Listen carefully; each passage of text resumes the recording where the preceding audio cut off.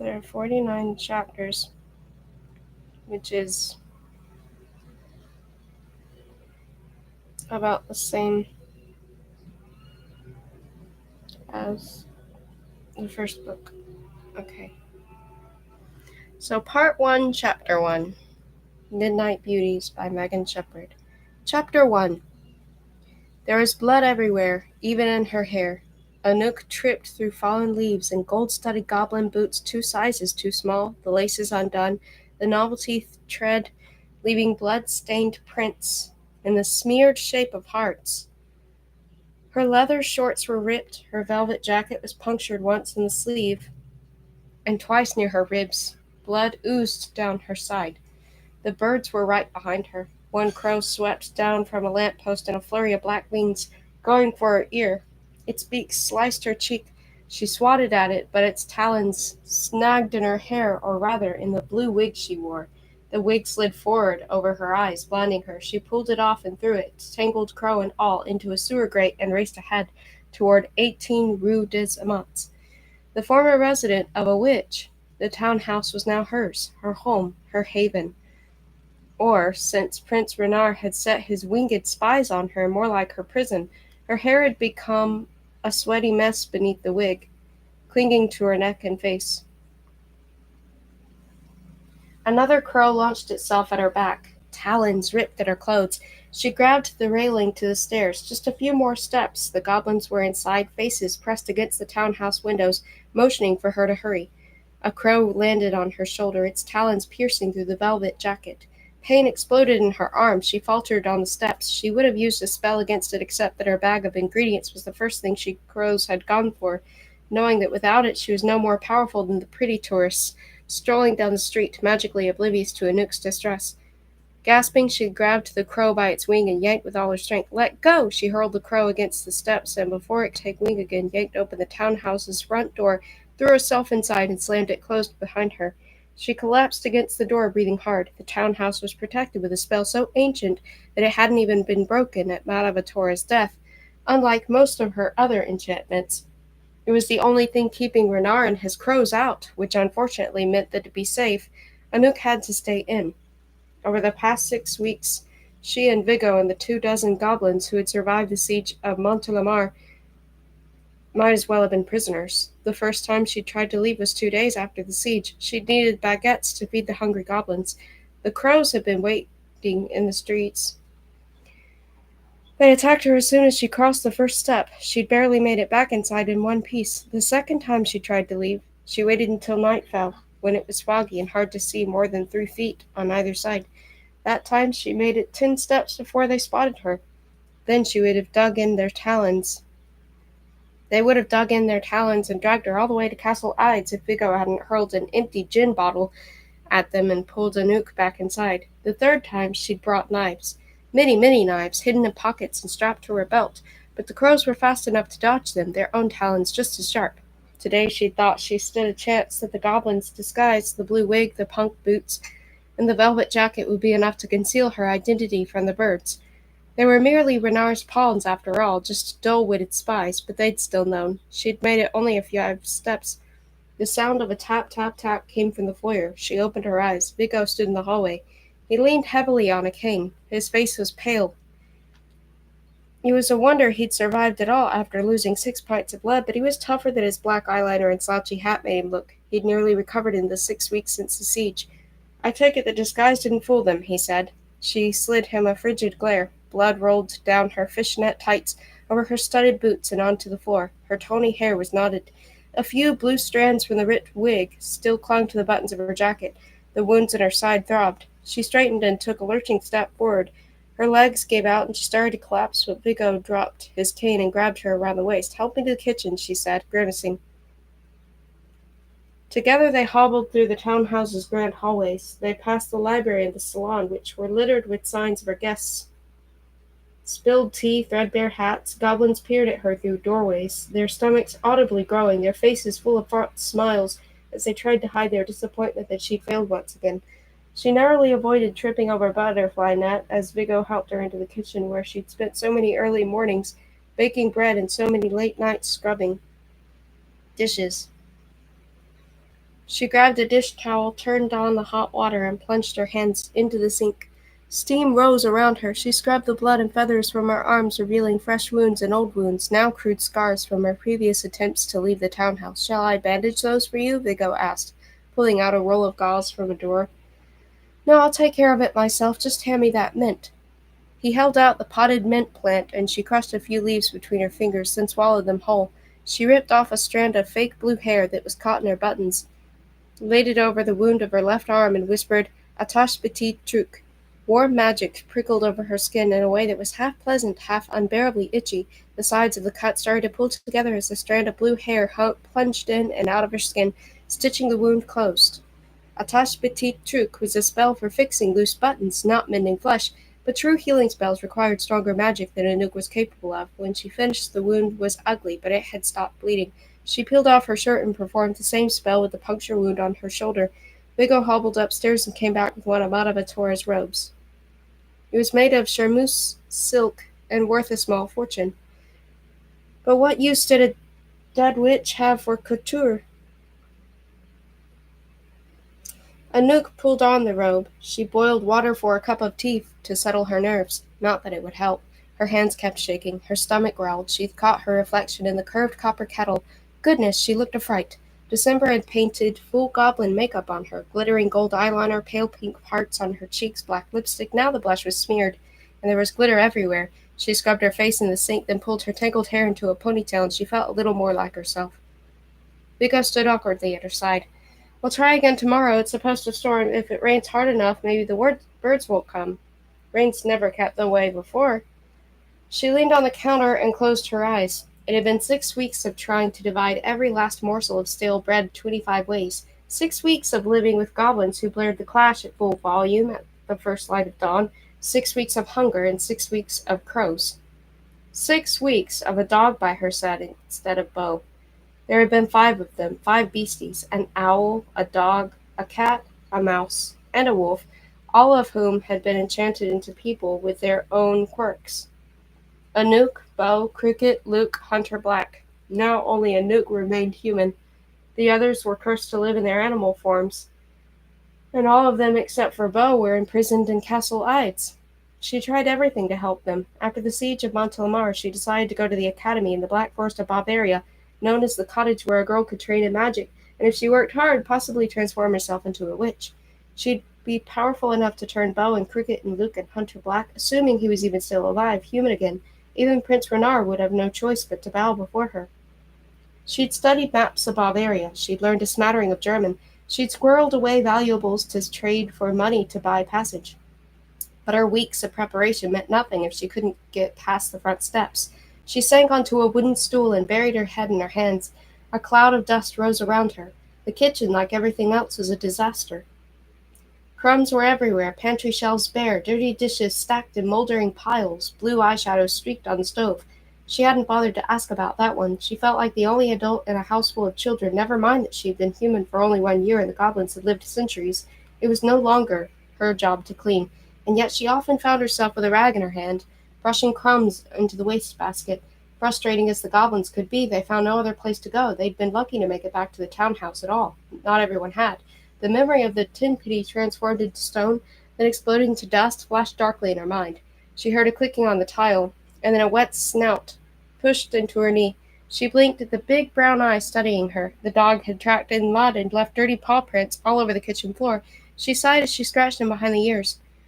"You know, little Beau, when you were a boy, you were much tidier. Well, not really, but let's pretend." When Beau was human, his eyes had been blue. There was nothing of the dog to make her think of her friend, except perhaps the way he cocked his head as though he were trying to figure out her thoughts. What would he see now, tumbling around her brain? The dog licked her nose. She sighed and looked at Vigo. "We can't go on like this, Vigo. Look at Beau, and Cricket, and Luke, and Hunter Black. They're depending on me." Vigo's face paled at the mention of Hunter Black. Last they had seen of him, he'd been in wolf form, bleeding out and left for dead. Anouk looked toward the bare pantry. "Not to mention we're going to starve if we stay here." Vigo gazed into the pantry wistfully. "I tried ordering pizza. It never came. Renard must have gotten to the delivery boys." An odd-sounding thump suddenly came from the front door, startling Anouk. It was heavier than the usual crisp tap of the knocker.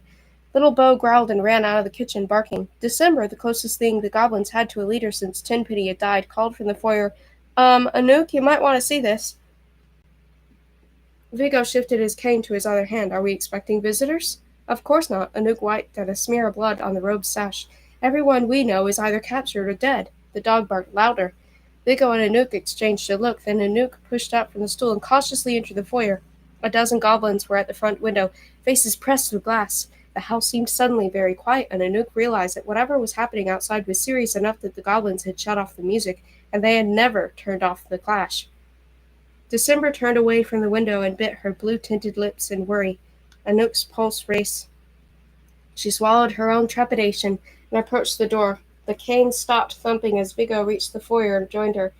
Anouk pressed her eye to the peephole. Behind her, Vigo said, I'm guessing it isn't the pizza. Chapter 2. Vigo was right. It wasn't pizza. It was exactly the person who, in the weeks since the siege of Montelamar, Anouk had most feared seeing. The crown prince of the Shadow Royal stood mere steps from the front door, a breath beyond the point where the protection spell prevented him from crossing.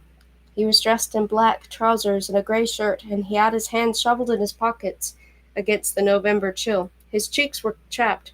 His eyes shimmered. Even without his crown, he turned the head of every pretty who passed on the street. It's Renard, she said. A sharp blade of anger started to slice through her, but faltered when she squinted through the peephole again, and with a frown peered closer at his clothes. He's wearing only one shoe. Vigo made a sound somewhere between a laugh and a growl. Well, his toes can freeze for all I care. He can't come past the front steps. We can wait him out. Anouk didn't answer. She admired Vigo's spirit, but could they wait any longer? 4 walls and an ancient spell couldn't protect them from starvation. Anouk looked at the wound on her arm, stitched together with magic and blue strands of a wig. Sooner or later, the crows would win. Anouk, open the door. Renard's voice was hoarse. We need to talk. Another thump rattled the door, and when Anouk squinted through the peephole, she saw Renard was now completely shoeless. That's one way to knock, she muttered. She scanned the nearby trees and rooftops for the familiar black shadow of his crows, but he appeared to be alone. She inspected him again, the peephole distorting his proportions. He wasn't just hunched against the autumn wind, he was tensed, as though bracing for some unseen danger. His blue-gray eyes were unfocused, his gaze darted around nervously. What she thought at first was an arrogant expression she now recognized incredibly as fear. What did he have to fear? Despite a warning voice in her head, she reached for the doorknob, but Vigo shoved her hand aside, blocked the door with his body, and asked, Have you lost your mind? We can't stay here forever, Vigo. Cricket, Hunter Black, Luke, Bo? She counted the names off on her fingers. They're depending on me. I can't help them if I'm trapped in here. Renard commands the crows. He's our only way out. Vigo held out 4 stiff fingers of his own.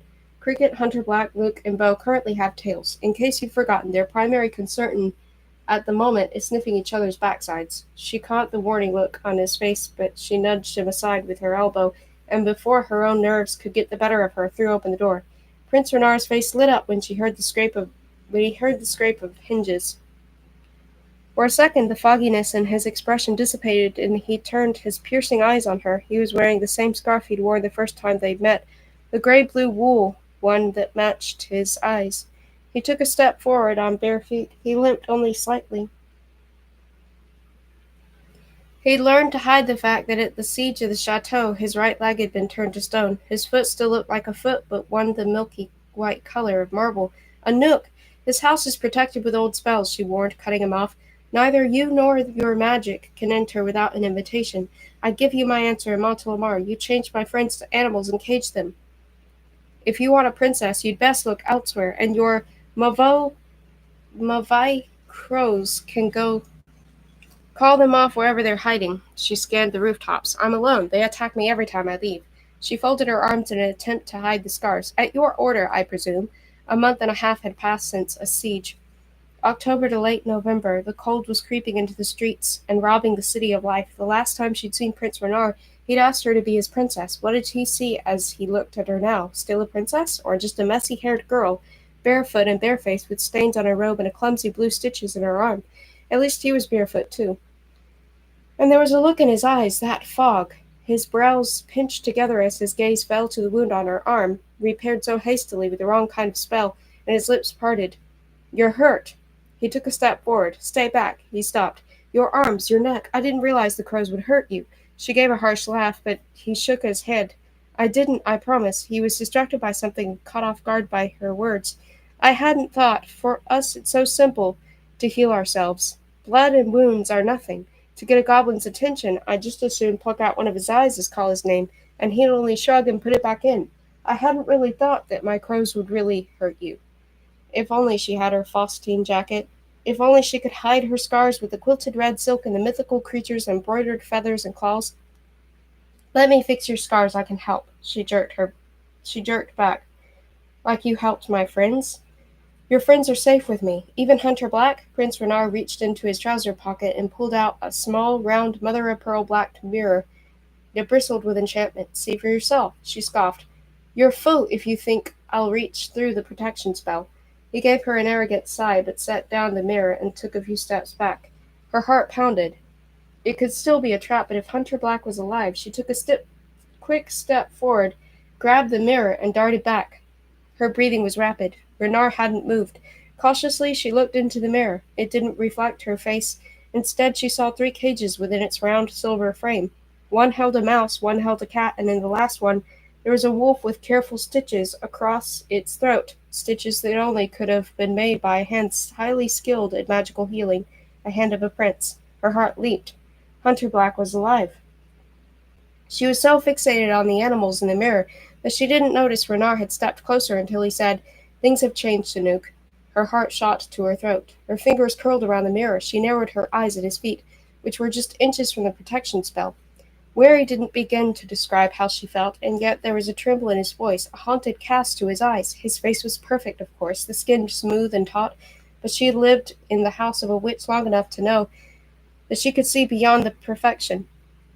His skin had an odd sheen to it. It looked too fresh, too new. She'd seen that sheen on Madavatora every time the witch had healed herself after battles with other witches.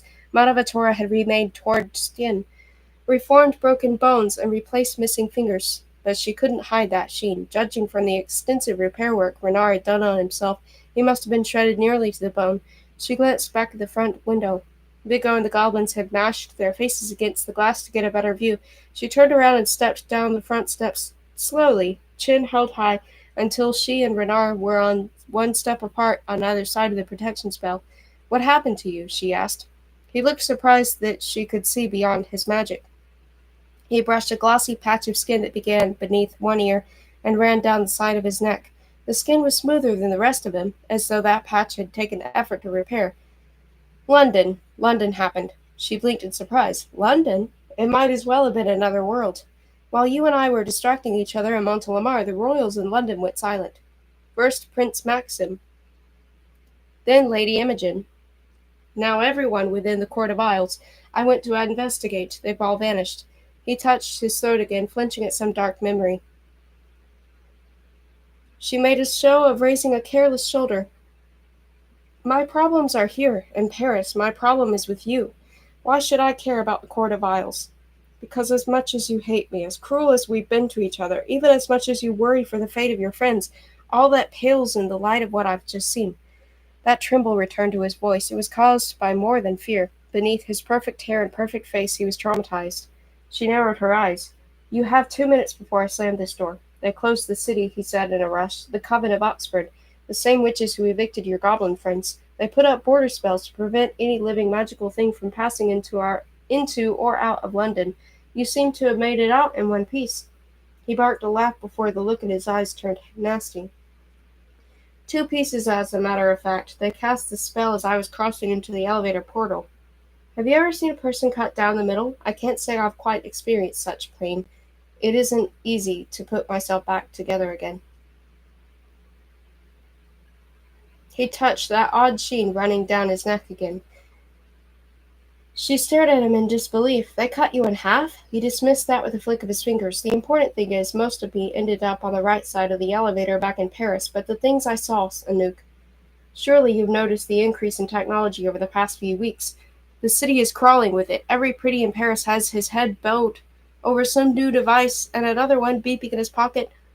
Anouk looked back at their goblin audience fogging up the window. Little Bo had joined them, his wet nose against the glass. For weeks she'd been sitting at that window, watching for a break in the crows. She'd heard the usual dinging of the bicycle bells and scuffing of shoes through autumn leaves, but more and more often she'd heard the chatter of mobile phone conversations, podcasts, teenagers tapping away on tablets, the whir of drones that photographers used to capture the city from above.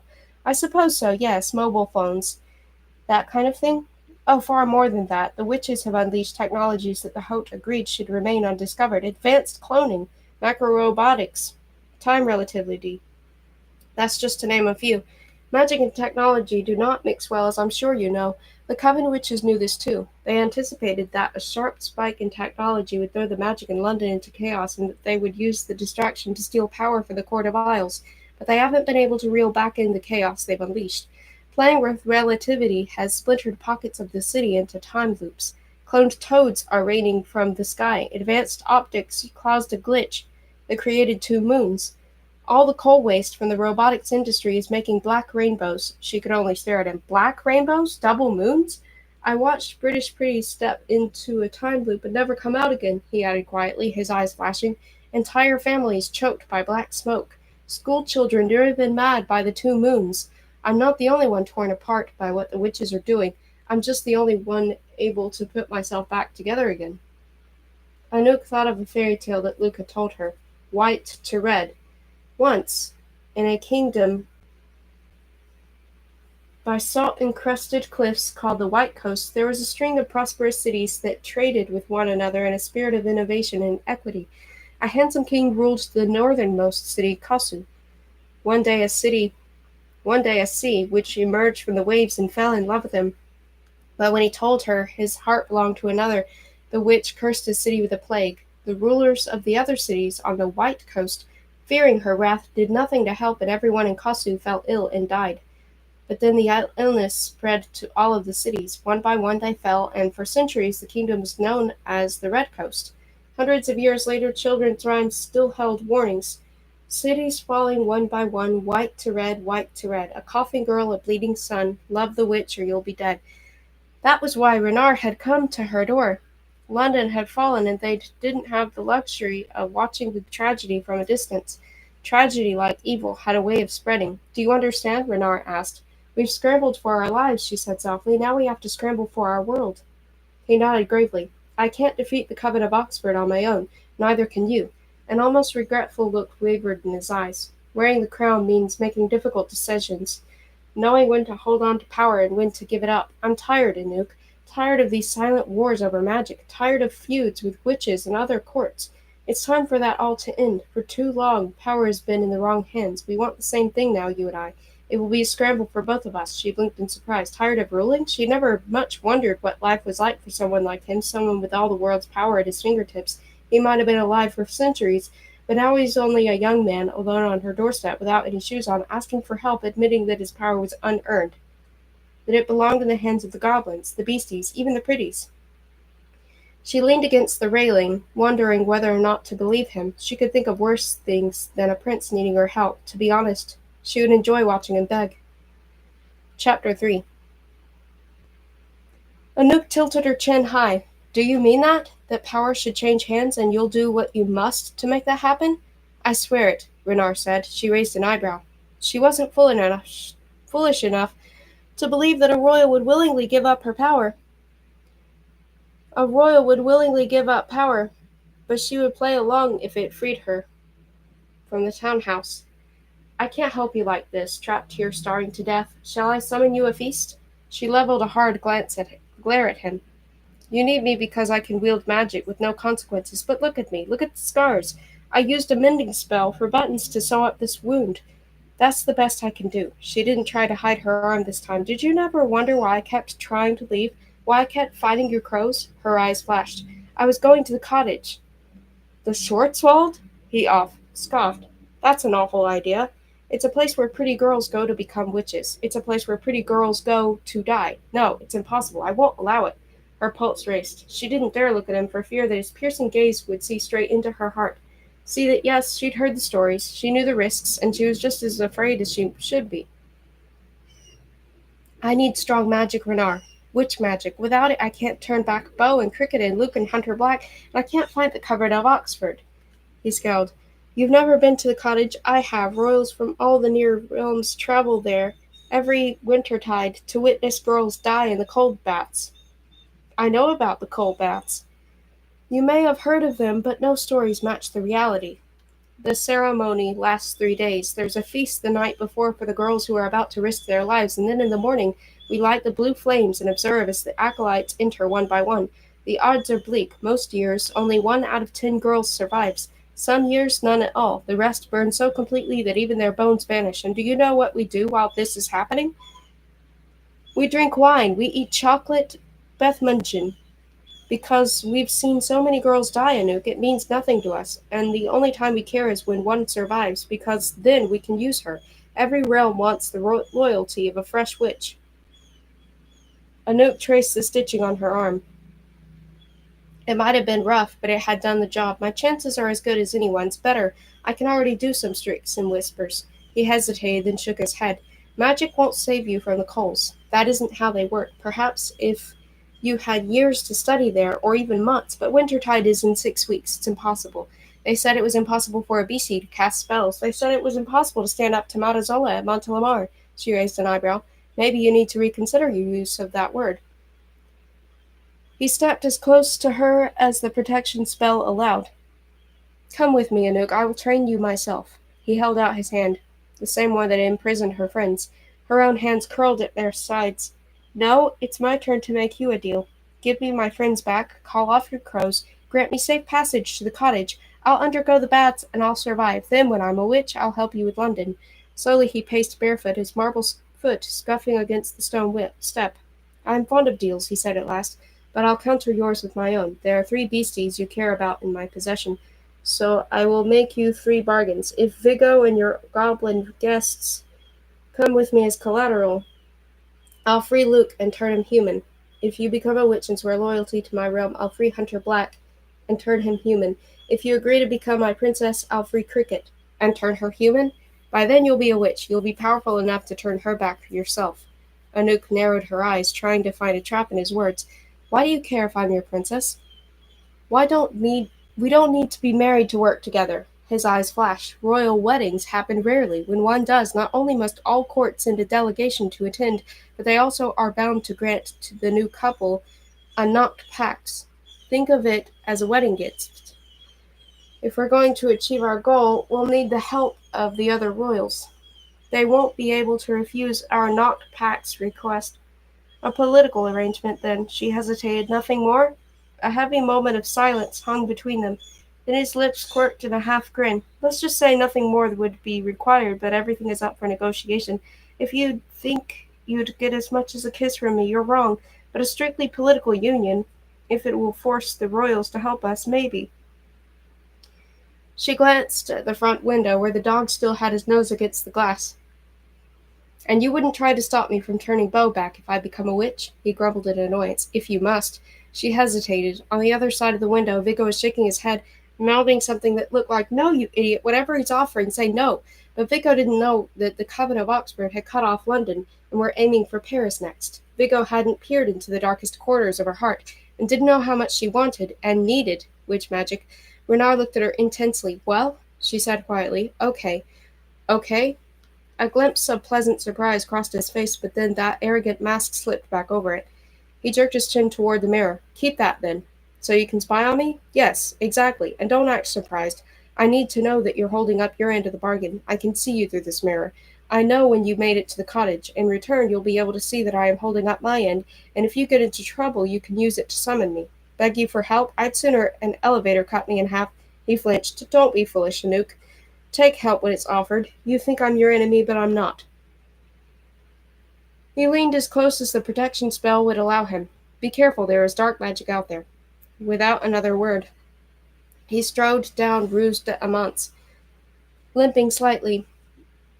Anouk waited for him to disappear around the corner and then stuffed the mirror deep into her robe pocket, where the only thing he could spy on was lint. There's dark magic, she whispered after him, everywhere. Vigo was waiting for her in the foyer, hands on his hips, a scowl on his face. You shouldn't have said 3 words to him, he scolded, not unless it was "Vete faire foot." That's 4 words. Whatever. She dismissed his concern with a wave. Now that the deal had been made, a nervous energy was stirring in her chest. He's calling off the crows. Vigo raised a cautious eyebrow. What does that mean? It means I have a bag to pack. Before she could witness the dawning look of alarm on Vigo's face, she ran for the stairs, Little Bo following at her heels. She took the steps 2 at a time. Little Bo sensed her excitement and barked as he ran after her. There was the dull thud of Vigo's cane far behind. What did she know about the Black Forest? Only what she'd been able to glean from the maps in the library and from Luke's fairy tales. Castles hidden in glens, trees as tall as city buildings, wolves and stags and bears.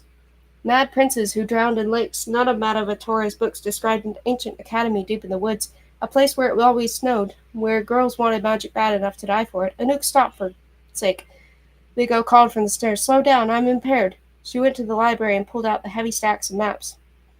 She laid them out on the floor and traced the routes with her fingers. The trek from Paris to a remote corner of Germany that would involve trains and taxis and miles on foot. Little Bo wagged his tail, fluttering the maps, and some loose pages fell out. She caught one, a drawing that Luke had made of charcoal trees and swirling snow. It was a scene from one of her fairy tales, The Frozen Labyrinth, about a goblin girl who had ignored her family's warnings and trekked into the Black Forest after hearing rumors of a castle filled with candy. Goblins know better than to go to the Black Forest, Luke had said. There's dark magic there, ancient creatures who keep to themselves. What kind of creatures? Anouk asked. Creatures who like the cold, who especially like girls who wander into the woods. They can help travelers find their way, but they'll want something in return. There's a reason few girls ever make it to the cottage. Whatever you do, Luke warned, don't let them kiss you. Anouk made a face. Why? What happens? Nothing good. At the memory, Anouk bit her lip. If only Luke had finished the story. She might have some clue as to what she was getting herself into. Huffing with effort, Vigo at last reached the library. You can't trust Renard, he protested, dabbing sweat off his brow with his shirt sleeve. We don't have a choice. And what am I supposed to do? Stay here and babysit a house full of goblins? Her excitement dimmed. Oh, right. Actually promised that you and the goblins would stay at Castle Hyde's. You bargained us away as hostages? You've seen the Castle Hyde's kitchens. You'll feast on suckling pig and petit fours every day. That's hardly torture. She expected Vigo to sputter about how Renard was the enemy, to stomp around in a fit of melodrama, but instead his face grew disturbingly calm. There's something I haven't told you about the Schwarzwald. She raised an eyebrow. What, have you been there? Yes, once with Madame Vittoria when I was a boy. He shuddered at the memory. The cottage is a bleak place, filled with desperate girls. Girls freeze to death just trying to find it. The ones who make it don't have a much greater chance of survival. You've heard of the coal baths? They're a mystical bed of coal so hot that most girls don't even burn when they try to cross it. They just vanish.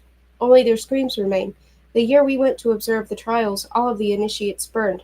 Not a single one got to the other side of the bed of coals. I had nightmares for months.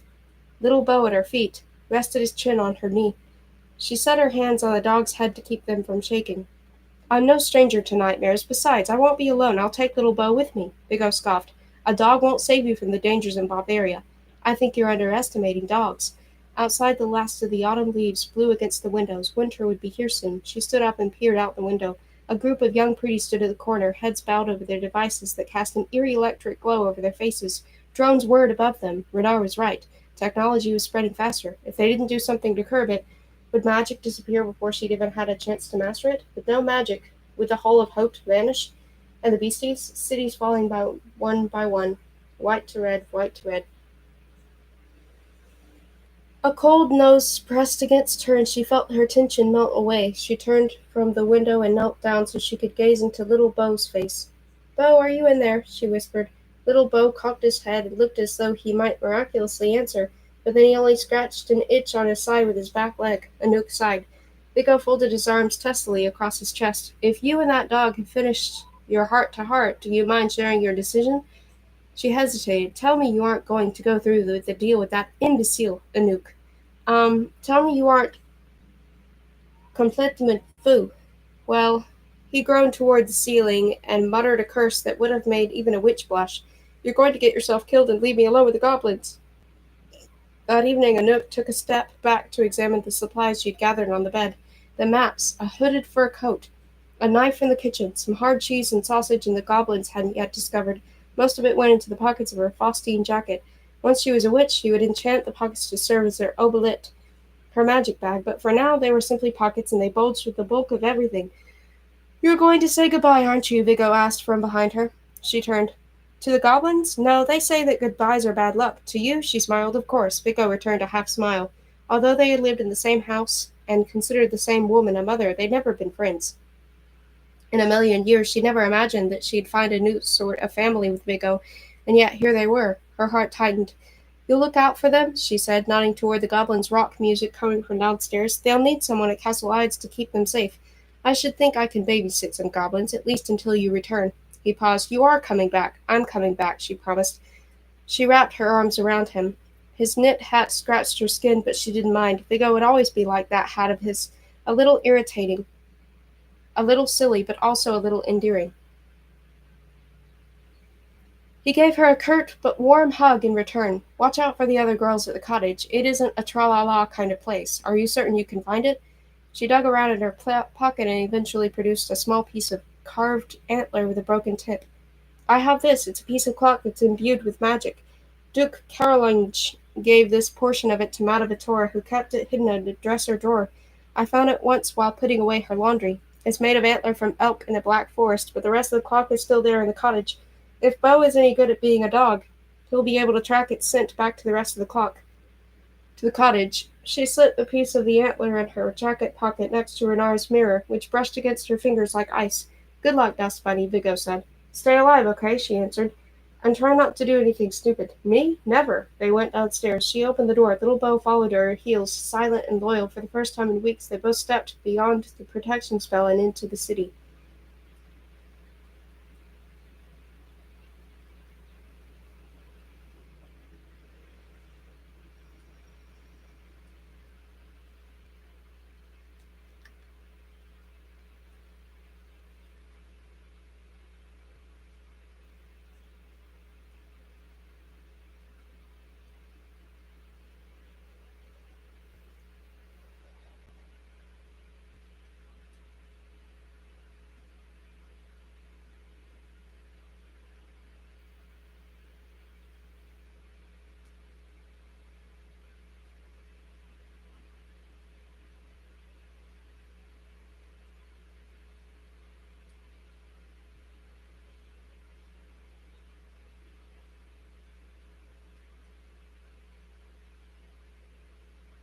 Okay.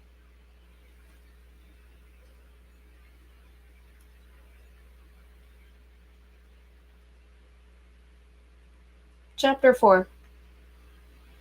When it came to trains, the magic was the easy part for Anouk. With a few whispers, she was able to cloak Little Bo in a shroud of shadows that let her get around the strict no dogs policy. Figuring out timetables and ticket booths wasn't nearly as simple. By the time she found the right train and plunked down on a second-class seat across from two German tourists, she was frazzled. The tourists were hunched over a guidebook with a castle on the cover. If they noticed the perpetual shadow at her side, they didn't comment on it. The train carried them across countries that the pretties called France and Germany. The royals just called them ours. Fields bled into mountains with their heads in the clouds, and the world turned dark as the stars came out. The rumbling of the train took the edge off Anouk's worries, even as she knew the calm would never last. She got off at a small station outside of Biersbrunn, and was immediately glad she'd worn one of Madavitora's fur coats over her jacket. It was past midnight, and the promise of snow and hung in the air. Wind bit at her cheeks, and she turned down an alley and whispered into the shadows, Egre e forma veritum. Little Bo shook off the shadows cloaking him, as if he were flicking off water. Anouk consulted her map. The chances of getting a ride by hitchhiking were slim so late at night, so they set out along the road on foot. Trees grew taller and houses became more spaced out, and soon there were no more homes or even roads, only forest. Her feet ached by the time they reached the entrance marked on her map. Dawn was just breaking, and the sunlight illuminated a well-trod path with a sign telling her she'd reached the Schwarzwald, the Black Forest. But there were two Black Forests. There was the one written about in guidebooks, like the one the tourists had on the train, the Black Forest with quaint woodland trails, mountain lodges, and squirrels and grouse. That one was a pleasant illusion created for the pretties. The real Black Forest had no well-marked paths. It was a place of perpetual snow and eternal winter, where trees grew tall enough to block out the sun, and where monstrously huge wolves and boar stalked smaller creatures in the murky dark. Anouk took out a broken piece of antler and knelt down. "Take us there, Bo," she whispered. Little Bo sniffed it thoroughly, then lifted his nose and bounded toward the untamed forest. "Little Bo, wait!" He'd taken over the tree roots and brambles. She scrambled to follow. There was nothing to indicate this was a path. No markings, no signs. The ground was damp with autumn leaves. Little Bo tracked the scent in short bursts, pausing to sniff the air, bounding in a new direction, then doubling back and herding Anouk forward when she was too slow. After an hour or two of them trudging through the thick forest, the topography grew steeper. The temperature dropped as they entered a valley. The ground here was dusted with light snow. More flakes floated amid the trees, growing heavier and thicker the farther they walked. Her boots started to sink into the snowdrifts. When she turned around to check her footprints, they were already hidden by fresh snow. The tips of the trees glistened like knife blades everywhere. Everything appeared in shades of white and green. The pine boughs were thick with ice, except for the falling snow, which was perfectly still, too still. She slipped on mittens and pulled up her hood. She couldn't shake the feeling that somewhere someone was watching her. Luke told stories about these woods, she said, into the eerie quiet with the comfort of hearing her own voice. Magic is concentrated here, which leads to strange things. The snow was so thick now that she couldn't see more than 10 feet on either side of her. The wind picked up, sending the snow flying diagonally into her face. The sky was only a smear of white. Little Bo tried to curl up in the lee of a stump, but she tugged on the scruff of his neck. "Come on," she told him. "We have to keep moving." She offered him a sniff of the antler again and was relieved when he got back up and put his nose to the ground. She trotted behind him, even though she had on mittens. Her fingers were going numb. She'd prepared for snow, but not for a blizzard. What would happen if the storm got worse before they found the cottage? How long could they go without stopping to make a fire? She trailed behind Little Bo on a path of dizzying switchbacks that made her feel as though she were walking in circles. She could swear they passed by the same tree several times, but if their footsteps had ever been there, new snow had already hidden them. As evening fell, the forest plunged into an even deeper cold, and she collapsed against a rocky outcropping that provided a windbreak from the storm. Her feet were rapidly turning numb. If she didn't start a fire and warm them, she wouldn't make it another mile. With frozen fingers, she hunted through the snow for branches that formed a small pile of kindling, but even with dry matches, she couldn't get a spark going.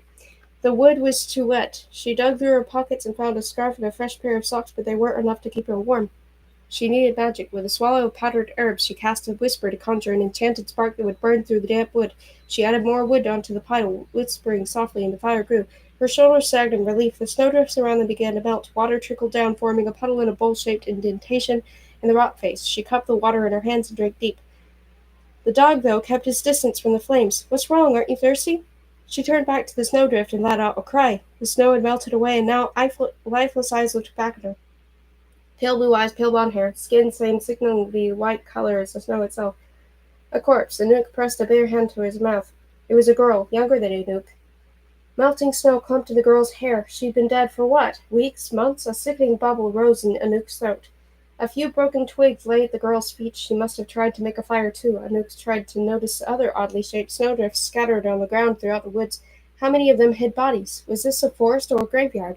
A branch snapped under Anouk's foot, and she cringed, picturing a snapped femur beneath the snow. It was getting darker. Night was falling, and there was no sign of the cottage, no paths, no signposts, no traces of lights anywhere. The cottage could be a stone's throw away, and she might not see it. With the wind changing direction so erratically, Little Bo would never keep hold of the scent.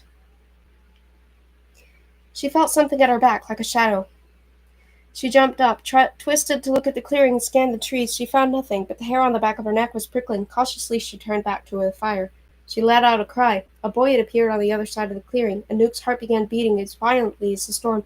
There were no tracks in the snow around him. He'd appeared supernaturally, as though blown in with snow. The boy cocked his head and said in a voice that clinked like ice, "I'm cold. Can I share your warmth, lovely?"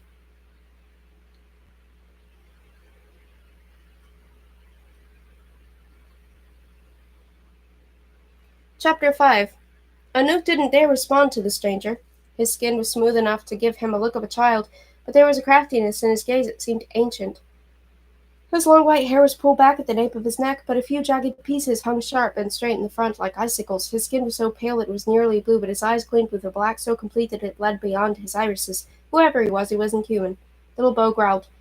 He should have picked up the boy's scent long ago, unless, like the snow, the boy had no scent.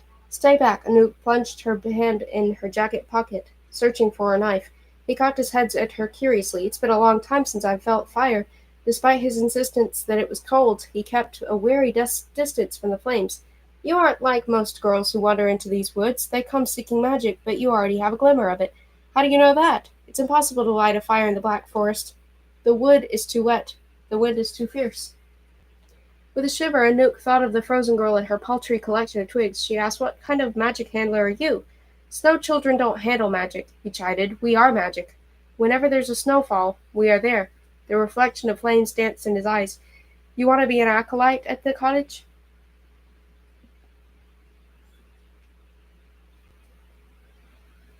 She nodded. Her left hand thrust into her pocket, curled around the hilt of the paring knife. "I can take you." A curl formed at the corners of her lips. "It isn't far if you know the way."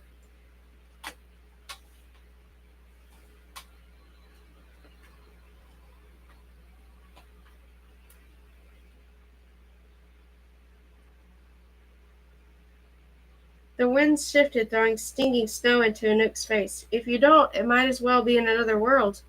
You'll never find it, even with magic." A log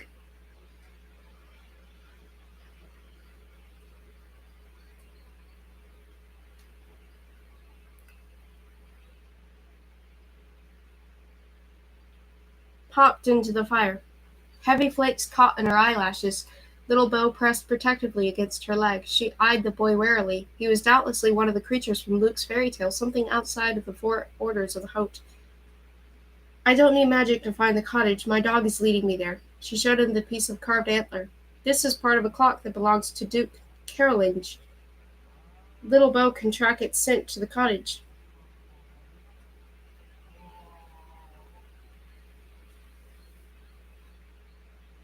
The boy regarded her pityingly. "Poor Lovely, the dog is tracking a scent, yes, but not the one you think. He's following a herd of elk. You're going in circles, trailing the elk as they forage. It isn't the dog's fault. He can't tell the difference between the scent of a carved antler on a clock or the real thing." Anouk knew in her heart he must be right. They'd been walking for hours in circles. The storm showed no signs of dying. The cold had seeped into her bones. Her teeth were chattering. Little Bo had a coat of fur, but it was soaked with melting snow, and the pads of his paws were exposed. He was shivering violently. Even with the fire, they'd be lucky to survive the night. She swallowed and asked against her better judgment, "What do you want in exchange for showing us the way?" His eyes gleamed. "From a lovely girl like you, I'll settle for a kiss." Shook her head firmly. "Not that. So wary of a kiss? I've been warned against kisses from your kind." He feigned indifference. "Well then, it'll be a shame to have another girl freeze in these woods. It's already so full of the dead, and the dog won't last much longer than you," he hissed. "Pity. I'm fond of dogs. And there's nothing more tragic than a dead dog who easily could have been saved, don't you think?" The wind changed direction again. Snow swirled in heavier flakes, some big as her palm. She could barely see across the clearing. The boy started to fade into the storm, until she couldn't tell which pieces of him were flesh and which were snow. "Wait!" she called. She was afraid the wind had stolen her voice, but the boy slowly reappeared on the far side of the fire. He looked as insubstantial as a snowdrift, ready to blow away. She blurted out, "What's your name?" "Jack." "Let me make you a different deal, Jack. Not a kiss, something else." He lifted a snow-white eyebrow. "What do you have to offer?" She thrust her hands into her coat pockets. What did she have to offer? What would a snow child want besides a kiss? Her fingers fumbled through the various objects she had stashed away, both mundane and magical things, jars of herbs and the hard cheese, and her thumb grazed something round, Renard's mirror. He had said she could summon him if she was in danger, but she wasn't that desperate, was she? She continued to rummage in her pockets. It was peculiar how the boy avoided coming close to the fire, and then it hit her. A boy made of snow couldn't. A boy made of snow would fear heat. He'd melt just like the flakes that fell in the embers. Wait a minute. You say you want to be warm, but you mean a different kind of warmth than the kind that comes from mittens and campfires. It's a riddle, isn't it? Warmth without heat, you understand. She wrapped her hand around a flask in her pocket that she swiped from Madavatora's bar cart. "I think I have what you need." It was a risk, she knew. A snow child might not consider gin to be as warm as a kiss, but this wasn't just any gin. This was the Mada's 1892 Plymouth English gin, so potent that Vigo, normally more than capable of holding his liquor, had taken a single sip and gagged for days. Anouk had packed the flask as an afterthought, thinking the gin would make a good antiseptic for cuts. She drew the flask from her pocket and wagged it temptingly. "If it's warmth without heat you're after, this will do the job."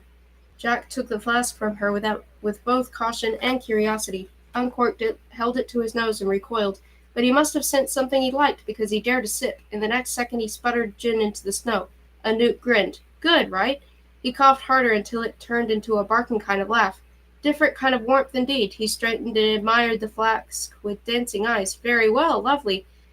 A deal is a deal. I'll take you to the cottage. I am curious what Duke Carolinge will make of you, whatever you are." He gave her back the flask, then extended his hand. She shook. His skin was cold, as she imagined it would be, but soft as a child's. "Sooner or later," he added before releasing her hand. "I'm going to get that kiss." She pulled her hand back sharply. She kicked out of the fire while he stood at a safe distance. Without the flames, the forest was once more plunged in the deep blues and blacks of night.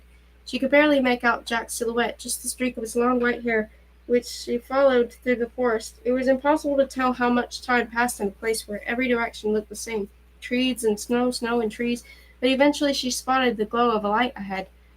That one light became several as they trekked out of the forest and stopped their boots on a rocky path lit by flickering gas lamps, and ran along the edge of the cliff. Anouk filled her lungs with fresh air, relieved to be out of the thickest part of the woods. "Mind your step," Jack warned. "It's a long way down." The path led to rocky stairs hewn straight into the mountain. Jack climbed them in small, quick movements, as graceful as the wind. His feet barely touched the ground. She and little Bo huffed after him, trying hard not to look down where the valley plunged dizzyingly far. The muscles of her legs burned. When Jack finally stopped at a switchback lit by a gas lantern, she collapsed against the stairs. "We're almost there, look." Jack pointed along the mountain ridge. Through the storm, Anouk could just make out a looming structure in the distance. A massive stone bridge spanned a gorge to reach it. Only a few lights blazed in the lonely windows. "That's the cottage? I was picturing something small and cozy." "Don't let the name fool you. It was Grand Abbey once, founded by pretty monks in the 15th century. They came here for the isolation." He brushed back the white hair falling in his eyes. "They froze to death, of course. They didn't know they had wandered into the wrong black forest. The abbey lay empty for many years. For the past few centuries, Duke Carolinge has used it as his academy. Couldn't he have found some place less dreary?" "The Duke prefers solitude. He doesn't much care for his fellow royals. They come only once a year to observe the coal baths. He'd rather be alone with his books. Most head ministers must be forced to take post, but not the Duke. He volunteered."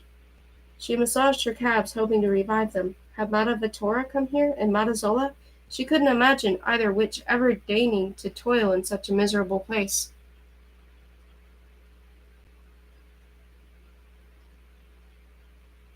Jack pointed to the bridge ahead. "This is where I leave you, Lovely, for now." "For now?" "I go where the snow goes. You'll see more of me." The blizzard picked up and the snow swirled around him. In the darkness she wasn't able to tell where the snow began and where he ended, and by the time the wind settled he was gone, leaving Anouk alone in the switchback with little Bo. The cold was savage. The dog looked up at her and gave a soft whine. "I know, I'm almost frozen too." They made their way along the narrow steps toward the bridge, with no trees for windbreaks. The storm bit at her cheeks and lips, threatening to blow her off the mountain. Her boot slipped and only just caught herself on the post of a gas lamp. Snow had collected an inch deep in little Bo's fur, making him look more like a polar bear than a dog.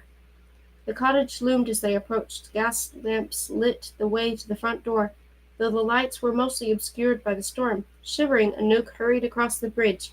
She squinted out through the swirling snow at two enormous iron doors. A knocker in the shape of a falcon's head peered back at her. With one last look at little Bo, she drew in a deep breath and knocked.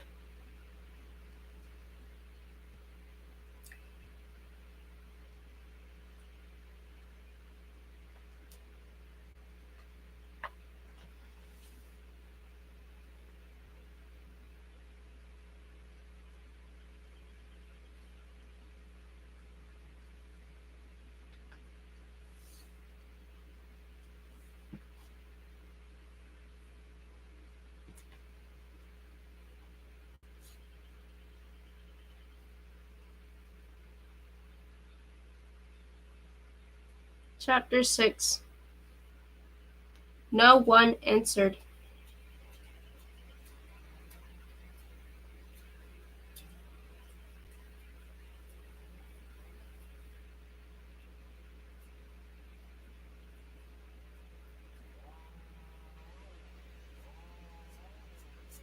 Anouk hugged herself against the wind. She tugged off her mittens so she could get a better grip on the knocker and pounded again. Her fingers felt like they belonged to a stranger. The skin around her nails was swollen and had black sheen. Frostbite, she thought. She plunged her hand into her pocket and felt with numb fingers for dried cayenne, the best life essence for warming spells. Her teeth wouldn't stop chattering. At her side, little Bo was so buried under snow, and he was nearly indistinguishable from a snowdrift. She couldn't find cayenne. She dragged out instead a wilted stem of mint and a jar of seeds, the wrong kind of life essence for a warming spell. Frustrated, she chucked them into the snow. "Let us in," she pounded on the door. "You have to let us in."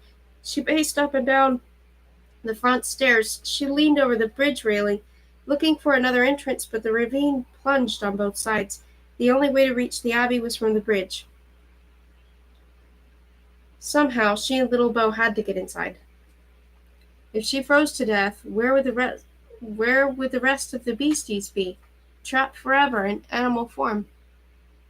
She forced her stiff fingers to hunt through her pockets until she found Renard's mirror, and she pulled it out, breathed on it, and cleaned it with her sleeve. In the faint light reflecting off the snow, she could just make out 3 cages: the cat, the wolf, the mouse. Renard! That salute! Why hadn't he changed Luke from a mouse as he promised? Surely Vigo and the goblins had moved into their captive luxury at Castle Ides by now. She shivered, and the mirror slipped from her hand into the snow, landing next to the jar of seeds. Anouk considered her situation. Her options were bleak. She'd sooner kiss a snow child than summon Renard for help. There was no other way into the cottage except the front door. There was a stained glass window above it, but it had to be 15 feet up. She squinted at the door lock. Cricket had taught her a lock-picking spell, but it was finicky. Without knowing if the door was dead-bolted, chain-locked, or barricaded, she might end up casting the wrong spell and seal her own mouth shut instead. Little Bo shook off his pelt of snow and went to the door, whining. He looked plaintively back at Anouk. I know. She squinted up into the snow. The front of the abbey was made of massive stone bricks worn smooth from wind and rain. She tried to climb them, but her frostbitten fingers slipped right off. Still, that window was her only option. She dropped to her knees, shoved the mirror back in her pocket, and grabbed the jar holding the seeds. They were flat and brown, each as big as her thumb. Madavatura used these seeds when she wanted to summon a vine strong enough to string up a goblin by the ankles. Clutching the jar, she crawled to the base of the abbey and dug through the snow until she hit frozen soil. She chipped away at it until her fingernails were torn and bloody, and she had a hole just large enough for one of the seeds.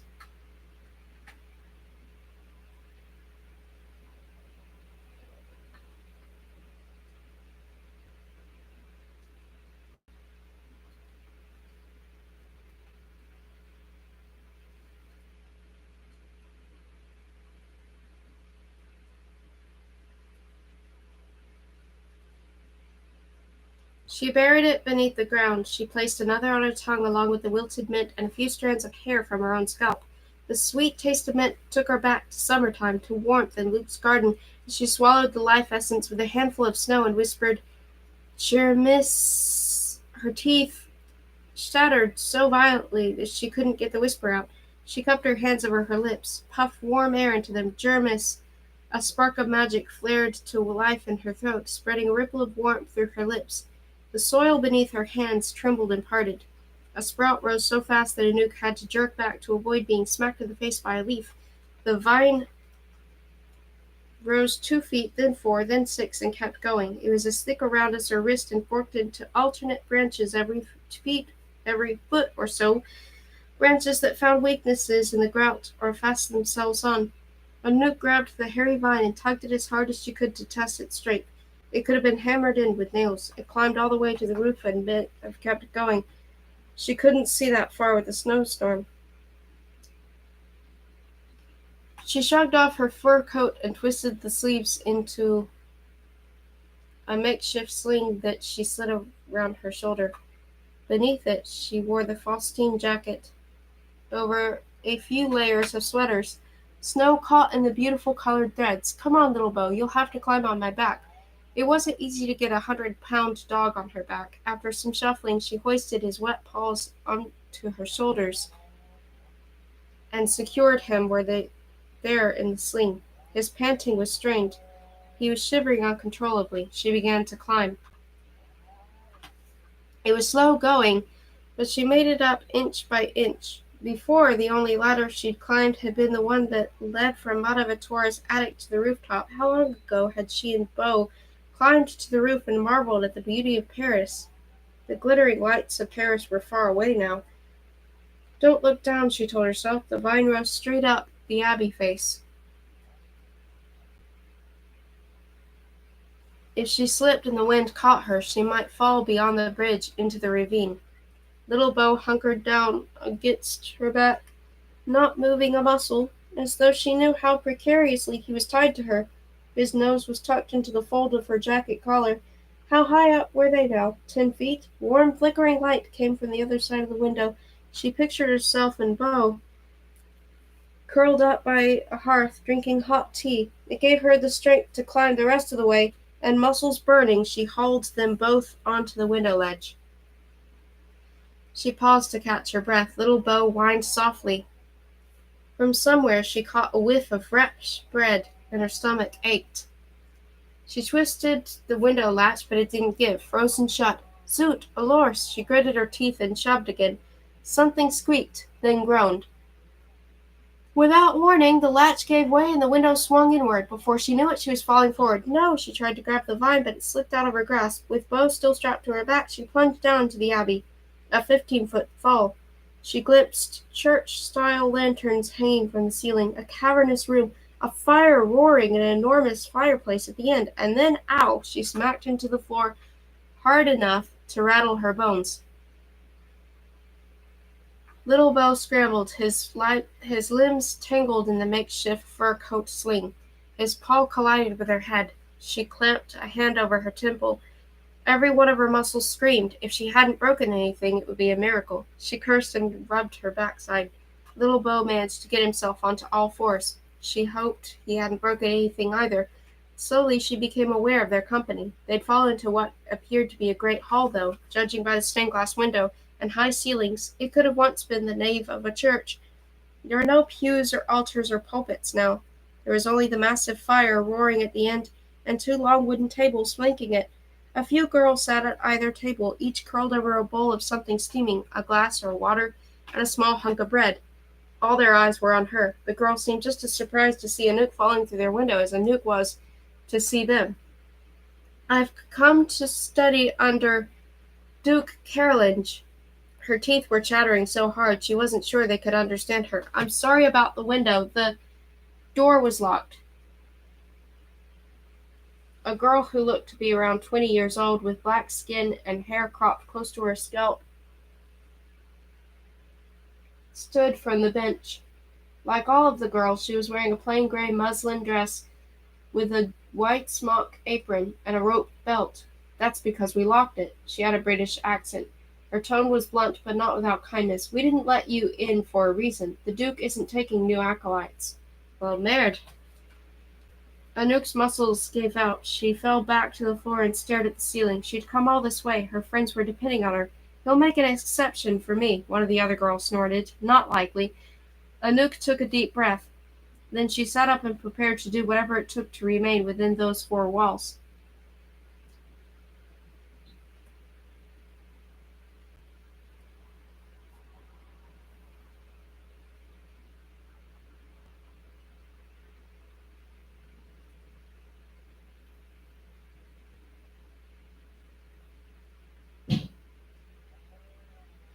Chapter 7. Anouk pushed up to her feet, wincing as her joints popped and attempting to disentangle herself from the makeshift sling she'd fashioned out of a Taurus fur coat. Her pants were torn. Her hair was undone and snarled. Her legs were soaked in snow up to her knees. The only thing about her that seemed in one piece was the Faustine jacket. She made an attempt to brush snow and dirt off herself, but as usual it was useless. Now that her eyes had adjusted, she saw that behind the grand fireplace were 3 sets of curving staircases, 2 that led to an upper level and 1 that plunged downward into darkness. The stone floor was slick as ice, polished smooth from centuries of footsteps, and there were uneven marks where she assumed pews once stood. There were 5 girls in all, the tall black girl with the British accent who looked the oldest. At her table There was a girl with a storm cloud of black hair down to her waist and eyebrows in desperate need of tweezing, and a pretty girl with glasses who peered at Anouk curiously. At the other table were two girls who looked to be at least 5 years apart in age, but judging by their stocky frames and their identical shade of red hair pulled back into the same severe bun, they must have been sisters. Anouk gazed at the fire longingly. What she wouldn't give to strip out of her soaked clothes, kick off her frozen boots, wrap herself in a blanket, and warm herself and little Bo by the flames. The little girl with the storm cloud of black hair stood, circled Anouk with a suspicious scowl, and then peered up at the stained glass window. The other girls didn't move. The older of the sisters grinned and said in a German accent, "You'd better turn around and leave, whoever you are." The younger sister frowned at the puddle of melting ice beneath Anouk's feet. "You'll have a better chance with the cold things out there than the warm things in here." The dark-haired girl loomed closer to Anouk, like a shadow come to life. She reeked of sweat and onions. She narrowed her eyes and grunted. Anouk moved a few feet away from the girl. "We'll freeze you if you go back out there." "Haida is right. You'd better leave," the British girl said regretfully. "I don't know what you've heard about this place, but it isn't some school for magic. It's a graveyard for the soon-to-be departed." The storm cloud girl dropped to her hands and knees and began inspecting Anouk's fur coat, which was crumpled on the floor. She ran to the strands between her fingers. Little Bo let out for a low growl, and the girl bared her teeth and growled back. She picked up a piece of vine and sniffed the leaf. "Magic!" She pointed an accusing finger at Anouk. All the girls became quiet. Their eyes went from Anouk to the piece of vine and back. "Jermis," the girl with the glasses said quietly, and hearing a spell on a pretty's lips jolted Anouk for a second. Pretties, like those girls, couldn't catch magic, but that didn't mean they didn't know the wording of spells. She used the Jermis spell, growing. She sniffed the air. "With mint as the life essence." "Which?" the storm cloud girl cried. Then she jabbed an accusing finger at little Bo. "Witches, demon!" The British girl rolled her eyes at the other girl's ramblings. She cocked her head toward Anouk. "Can you really cast whispers?" Anouk felt skewered by 5 sharp sets of eyes. These were pretty girls who had clawed their way here through that forest of death, only to face even more danger. Anouk hesitated, then said, "Let me talk to the Duke. I'll make my case. He'll accept me." "Will I?" All eyes turned to the top of the stairs. A hulk of a man stood on the upper level, dressed in a full-length red cloak, more suited to a knight than to one of Luke's fairy tales, and the headmaster of the academy. His hair was graying at the temples, though everything else about him spoke of immense strength. He had deep-set eyes and wore wire-rimmed spectacles. Around his neck held a gold chain that held a vial of powder. The cloak did little to disguise his massive stature. 2,000 years ago he might have been a gladiator. What struck Anouk most was his unkempt shadow of a beard. It was rare to see anything less than coiffed perfection among the royals. "Who has come knocking in the thick of a storm?" he asked, observing Anouk, with a mongrel on her heels and a whisper on her lips. "Not a pretty acolyte, surely. This is a place for those who seek magic, not those who already have it." Anouk hugged her jacket around herself as if it were battle armor. "I know a few tricks and whispers, but I need more. I need to become a witch." There were bags under his eyes. He looked as though he'd been up late squinting at a book by poor light, and yet now a spark lit up his gaze. He made a point of checking the time on a massive clock at the front of the hall, set into a full rack of elk antlers that had been intricately carved with depictions of forests. One of the antler tips was broken off. Anouk felt for the broken piece in her pocket, wondering if the Duke knew she possessed it. "She made a vine grow in the snow," the younger redhead said. The Duke circled Anouk slowly, his cloak dragging on the floor. "You aren't a witch, though you can do magic," he mused. "You aren't a pretty, though you seem of their world." He brushed back her hair. "No pointed ears, not a goblin." Anouk's gaze shifted toward little Bo, and the Duke followed her eyes and then raised an eyebrow. "Ah, interesting." He adjusted his wire-rimmed glasses. "I thought the last of your kind had been killed centuries ago. I can't fathom how you ended up on my doorstep, beastie. But this isn't the place for you." She lifted her chin. "I deserve a chance as much as anyone else." He stroked her unshaven chin in consideration. "So you've come in search of a stronger magic than you possess. I wonder what you've been told of this place." Anouk told the Duke that she'd gleaned from overheard conversations in the townhouse that for centuries it had been the place pretty girls went to become witches. She'd assumed it involved learning spells, making potions, dangerous tests, and having to prove one's mettle. You evaluate them and determine who is worthy, she finished. There's a ceremony, the coal bats. All the royals come to light the flames and bear witness. The older redhead snorted. She doesn't know anything. She turned back to the table and bit off a hefty piece of her hunk of bread, apparently finding her supper more interesting than Anouk. My dear, the Duke said to Anouk, you've been misinformed. I do not decide anyone's fate. It is the coals and the coals alone that determine whether to burn a girl or birth a witch. I am merely a guide on the journey. It is up to each girl to find her own path to magic, her missing crooks. Crooks! Anouk was tired and cold and wet, and the last thing she wanted was more riddles. She rubbed her bleary eyes. I don't know what that is, but whatever it takes, I'll do it. He dismissed her weariness with a tsk. I'm afraid it's too late for that. The coal bats are less than 6 weeks. Most of these girls have been here for the better part of a year. The last acolyte to come arrived 2 months ago. Now, with the baths so close? No, I cannot. I'm not leaving, Anouk said. I'm turning you away for your own good. No one finds her crooks so soon before the ceremony. Most never find it. Come winter time, the coals will burn your flesh from soul. I can help you, Anouk offered desperately. She considered the cobwebs underneath the long tables. I can clean. We already have Haida and Lise to clean. The Duke motioned to the pair of sisters and began to walk toward the door, clearly ready to throw her back into the cold.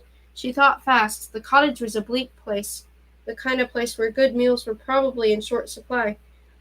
The chunks of bread the girls were eating looked rough as sandpaper. Those bowls of soup didn't seem likely to win any culinary prizes either. I can cook, too. The Duke stopped. The girls at both tables sat up straighter. The girl with the glasses looked with distaste at her bowl of soup. French cuisine, if you like, Anouk added quickly. Or German. I don't mind slaughtering the animals if I have to. If you have chickens, I could make a cassoulet. Duke Carolinge and the girls exchanged a long look. Someone's stomach growled. Anouk felt an inward flush of success. Nothing won over doubters like the promise of a good meal. She felt the uncanny sensation of being watched and found the storm cloud girl still on all fours staring at her with pointed intensity. Anouk touched her own cheeks and forehead, wondering if she had dirt on her face. She did. But even after she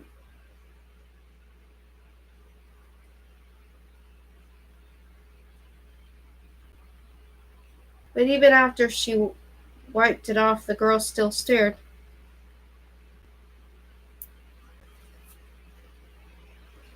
Can you bake strudel? The Duke inquired, raising one woolly eyebrow. Before she could answer, a dark shadow swooped through the open window and soared across the grand hall on wide-stretched wings. Anouk gasped and ducked. What was it? A crow? An owl? The bird circled and flew toward them, then landed gracefully on the Duke's left shoulder. Anouk straightened, her heart still pounding. A falcon, smaller than she'd thought at first, with a beautiful array of feathers ranging from tan to gray. It wore a bell around its neck. Ah, Saint, you returned. The Duke stroked the bird's chest with one finger, and studied Anouk for a long time. He no longer seemed concerned about strudel. Girls die here, he said at last. You will most likely die here if you choose to stay and undergo the coal baths. Many girls think they want magic, only to falter before the bath's blue flames. They return to the pretty world and to lesser ambitions. I've never faltered. He grunted. These acolytes are no strangers to sacrifice. They've left behind what they love most, their families, their futures, the comforts of the pretty world. Are you so willing to make a sacrifice? She didn't blink. Yes. What hadn't she already sacrificed? She'd lost the closest thing she had to a mother. She'd left the only home she'd ever known. The people she considered her family were now locked in cages. He nodded in slow approval. Then I'll have to take it. It isn't fair, I'm afraid, for one acolyte to have greater abilities than the other. The others. I don't understand. Take what? His thick fingers twisted around his falcon's bell, and it rang with a strangely pitched sound that struck fear in her heart. Your magic. Chapter 8. A Sacrifice. Before Anouk could speak, Duke Carolinge twisted his thick wrist with a flourish, and something sharp tugged in her throat. She fell to her knees. It felt as though he'd cast hooks into the space between her vocal cords. It was now teasing something out, like separating magic from flesh. She clutched at her neck. A coughing fit seized her so painfully that she worried she'd tear the lining of her esophagus. She gagged. It suddenly felt like she'd swallowed a swarm of gnats. She thrust her fingers deep into her mouth and groaned at a sudden sharp sting. She leaned over and coughed until the stinging swarm rose up her throat and into her mouth. She spat it out. It was a chaotic ball of green lights that floated in the air like dandelion fluff straight to the Duke. He caged his fingers around the ball of energy, her magic, and whispered it between the metal leaves of golden bell around the falcon's neck. Now you may say if that is still your intention. Anouk pressed her hands to her throat. Her tongue felt raw, as though she'd vomited up salt and thorns. Wait! A murver! She stopped abruptly. Something had changed. Ever since the first time she'd cast a spell, she'd felt a warming, sparkly fizz with each word of the Silentium box, like sips of champagne.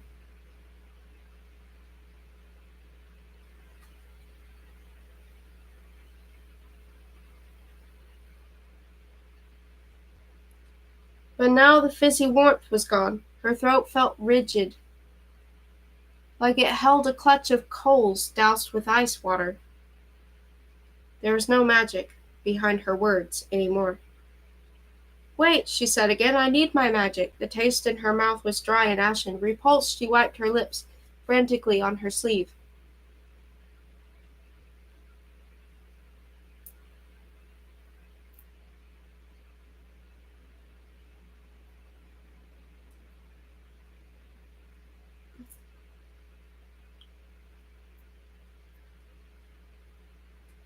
Give it back. You have no idea what I went through to get that magic. It's part of me. You can't just take it. She stood, but then tottered and fell. She felt like she'd just stepped from a long boat trip back onto solid land.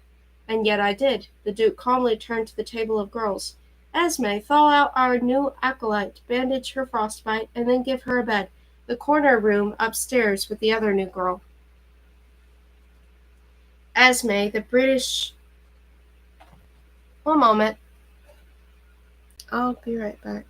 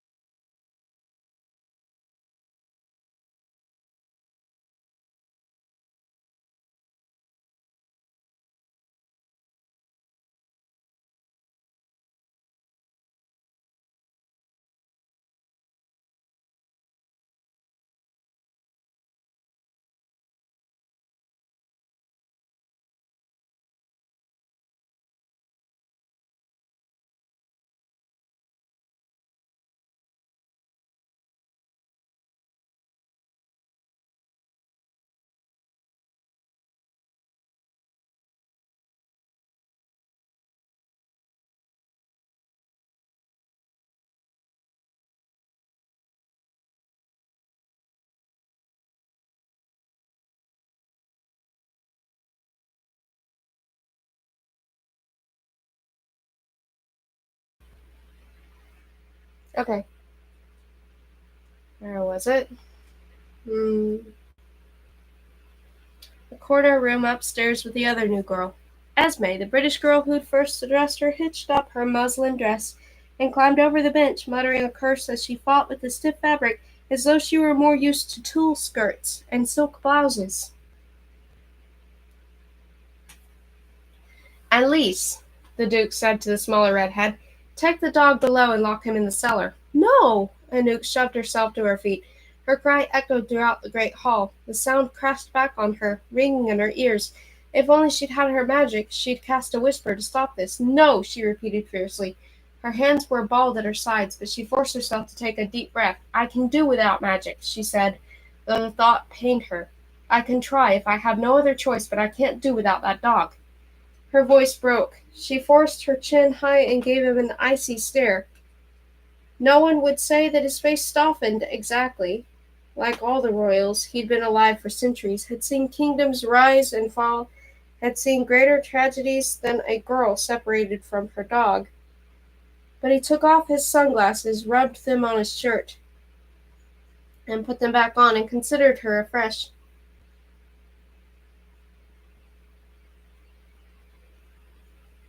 The cottage, he said, is no place for loose creatures.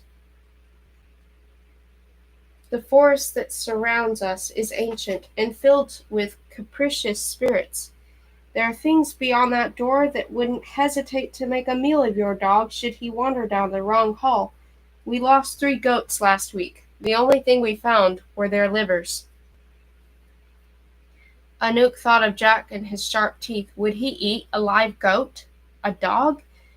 At her uncertain silence, the Duke signaled again to Lise, who untied the rope belt knotted around her waist and stared toward little Beau. Anouk panicked. Was Beau's freedom worth begging for? She had sworn that she'd never trust any royal, not Renard, not the Parisian court counts and countesses, and not a self-exiled duke, either. Wait. Anouk's head whipped around. Esme had spoken. She was starting to untie her own rope belt. If the dog doesn't get sleeve on those paws, he'll lose them to frostbite. Just salve on those paws. He'll lose them to frostbite, just like she'll lose her fingers. I'll take them both to the infirmary, and then she and I will put the dog in the cellar. Anouk felt a rush of gratitude. If Beau had to be locked away, at least it wouldn't be by a stranger, and she'd have a few more minutes with him. The Duke shrugged. As you wish. Esme finished untying a rope belt and started to fasten it around little Beau's neck, but Anouk shook her head. He doesn't need a leash, he'll follow me. Even to a locked stall? Anouk flinched, thinking of Cricket and Hunter Black and Luke, locked up in Renard's cages. He'll follow me anywhere. Esme shrugged and motioned for Anouk to follow her down a corridor that led off to the back of the great hall. The other girls were silent, but Anouk felt energy brimming just under the surface. She knew as soon as she left the room they'd talk about her and little Beau. The storm cloud girl, who had moved from all fours to sitting cross-legged on the floor, twirled remnants of the vine between her fingers. Anouk shivered. She was so distracted that she didn't see the other 3 girls, who had popped up from the lower staircase until she practically ran into one of them. The girl giggled. The 3 of them wore matching dresses and the same expressions of curiosity. The one Anouk had nearly trampled looked about 12 years old and had blonde hair pulled back into a braid. The other 2 were older. One had a shaggy bob, the other a mop of brown curls and red cheeks. Their aprons were streaked with potato peels. Hey, scamper back to the kitchen, you 3. You can meet the new girl tomorrow, Esme said. But their eyes were on little Beau, not Anouk. And the 3 of them were already making silly little noises to entice him over so that they could scratch his head. Esme shooed them away and then opened a door to a glass-enclosed breezeway. The cloistered arches were encased in glass, which kept out the wind, though Anouk still had to hug herself for warmth. Beyond the glass a storm howled. Forgive them, Esme said. It's been a long time since any of us have seen a dog. The goats don't make good pets, and we aren't allowed to touch the Duke's falcons. Especially Saint, the one back there. Anouk's boots echoed eerily in the hallway. Is he very cruel? Esme gave her a surprised look. The Duke? Anouk thrust her hand deep into her pants pocket and clasped Renard's mirror. I've known more than my fair share of royals, Anouk explained darkly. They're as cruel as they are beautiful. Countess Quine, Lord and Lady Metham, any of them would have betrayed Anouk at the drop of a hat. And that was just the Parisian court. She'd heard rumors of the other courts. The Crimson Court with its 3 ruling sisters, the Court of the Wood, running by the imposing Baron Winter, the Court of Isles, the Baron Court. She'd meet some of them soon enough, she imagined. Representatives from each court would, according to tradition, journey the cottage at wintertide to the coal baths. She'd have more than Renard to deal with. I wouldn't call the Duke beautiful, Esme snorted before adding offhandedly. I wouldn't call him cruel either. They reached a door at the end of the cloistered hallway, and Esme paused, her hand on the iron knob. He's reserved, cold even. He doesn't get close to any of us. Can you blame him? He advises girls for the better part of the year, gets to know their dreams, and then watches almost all of them die. Every year for hundreds of years he's done this. Considering that, I'd say he's agreeable enough. Anouk stared at Esme in disbelief. Had he twisted their minds to think he was a simple academic? That he had their best interests at heart? That he wouldn't sell their souls for a good bottle of Pinot Noir? Or maybe even a bad one? By the way, Esme said, that's a great jacket. It's a shame you'll have to take it off. If you haven't noticed, we all wear the same thing. This awful frock. The Duke says uniforms help us focus. Anouk continued to stare at her. It's just, you can't possibly trust him. She touched her throat. You saw how he took my magic, and before that he was going to throw me back into the storm. Esme stroked her chin. I see how that might look cruel, but I promise turning you away would have been a kindness. Her face grew very serious. Do you know what my first thought was when you came crashing through the window? Just another body for the fires. There are 9 of us. 10, now that you're here. We were 10 before. There are always 10, every year. Without any planning or anything. That's just part of the Cole's magic. But one girl left over the summer. She was frightened by the spirits in the woods. The Snow Children. I'm guessing you came across one of them. Most girls do, for better or worse. We were hoping she'd count as one of the 10, and that another girl wouldn't come in to take her place, but here you are. Anouk hesitated. That girl with the black hair, Frederica. Esme let out a puff of air, as if to say that Anouk didn't know half of it. Frederica's wild. I don't mean she's a handful. I mean actually wild. She grew up in the Black Forest in a valley not far from here, raised by pagan pretties. She's mostly harmless, but the rest of us keep out of her way. She eyed Anouk. Hey, are you okay?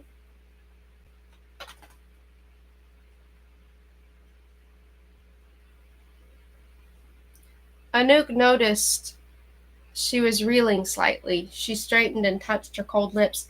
I didn't realize how warm my magic kept me, like a little fire always kindled in my chest. Without it, I feel so bare, hungry, cold. Well, get used to it. I've been cold and hungry for 9 months. The sisters back there, the redheads, Haida and Lise, from Munich. They're the only ones who have been here longer than me. Marta, she's the pretty one with the glasses, arrived a week after me. The trio who popped up from the kitchen were Carla, Sam, and Jolie. They're all from Ireland. And then there's Lala, who arrived about 2 months ago. She'll be your roommate. She keeps to herself, but she's cool. Each of us learned about the Hote in our own way. What was yours? I made friends with a goblin. I thought she was just a chick with weird clothes at the time. My father was a diamond trader. We met Sky while he and I were looking for a new supplier. She told me everything. Witches, goblins, this place. She said if I was ever in trouble to come here and not to kiss any boys in the woods. I thought she was crazy. Esme pressed her lips together tightly. But 2 days later we found Sky in our car, throat slit. Soon after that, whoever killed her killed my parents too. Barely got away. Do you think you'd be safe here? Oh no. Anyone who comes here looking for safety is making a terrible mistake.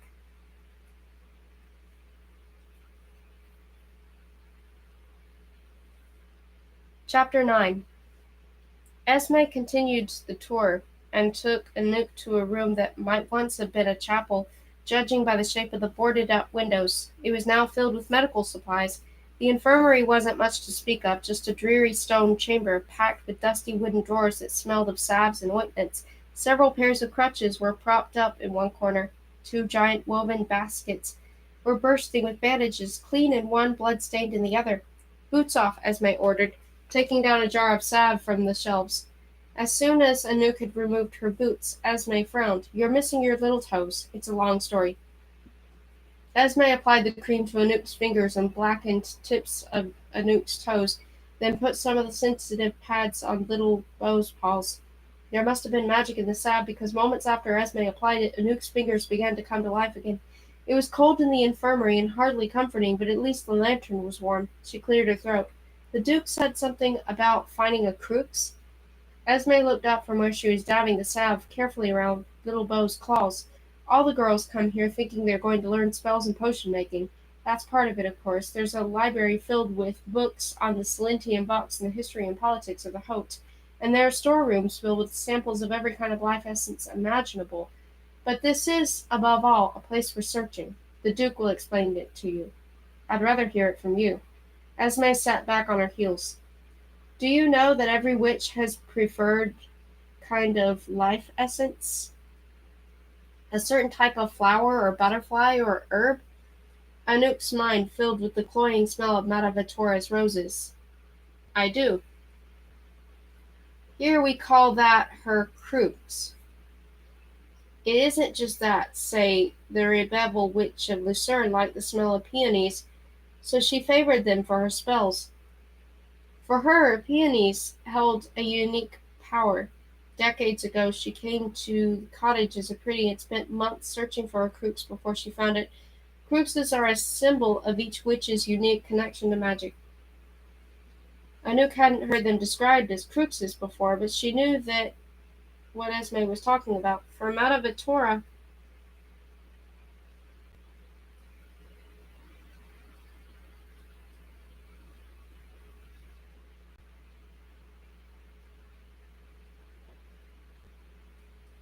it had been roses. For Madavozola, fresh-cut lavender. The witches could and did use all types of life essences. There is one living element that each witch seemed preternaturally drawn to. It could be goose down, dragonfly wings, allium bulbs, or any of a nearly infinite number of possibilities.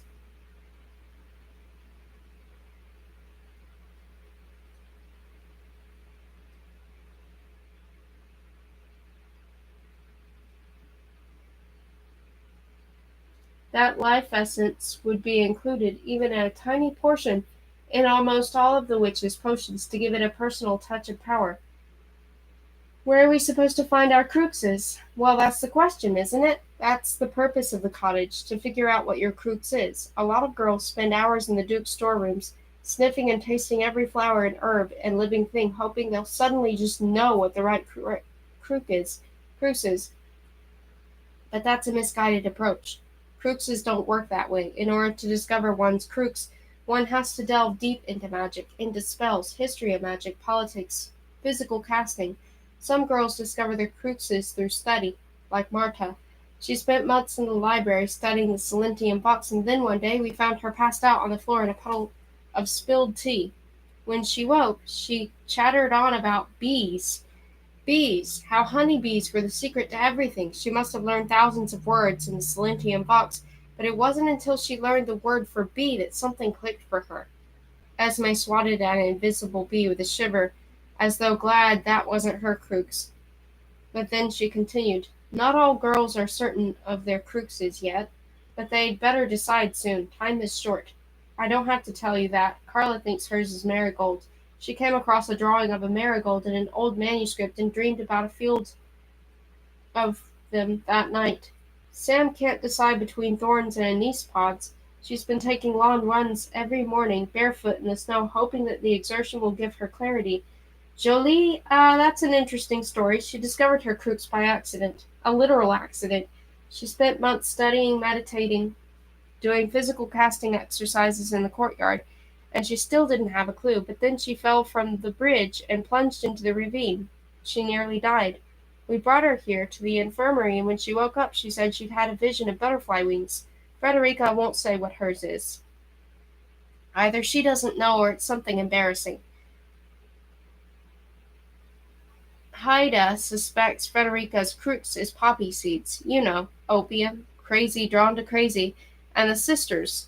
Haida and Lise have a theory that their crux is each other, that for each girl it's a lock of her sister's hair.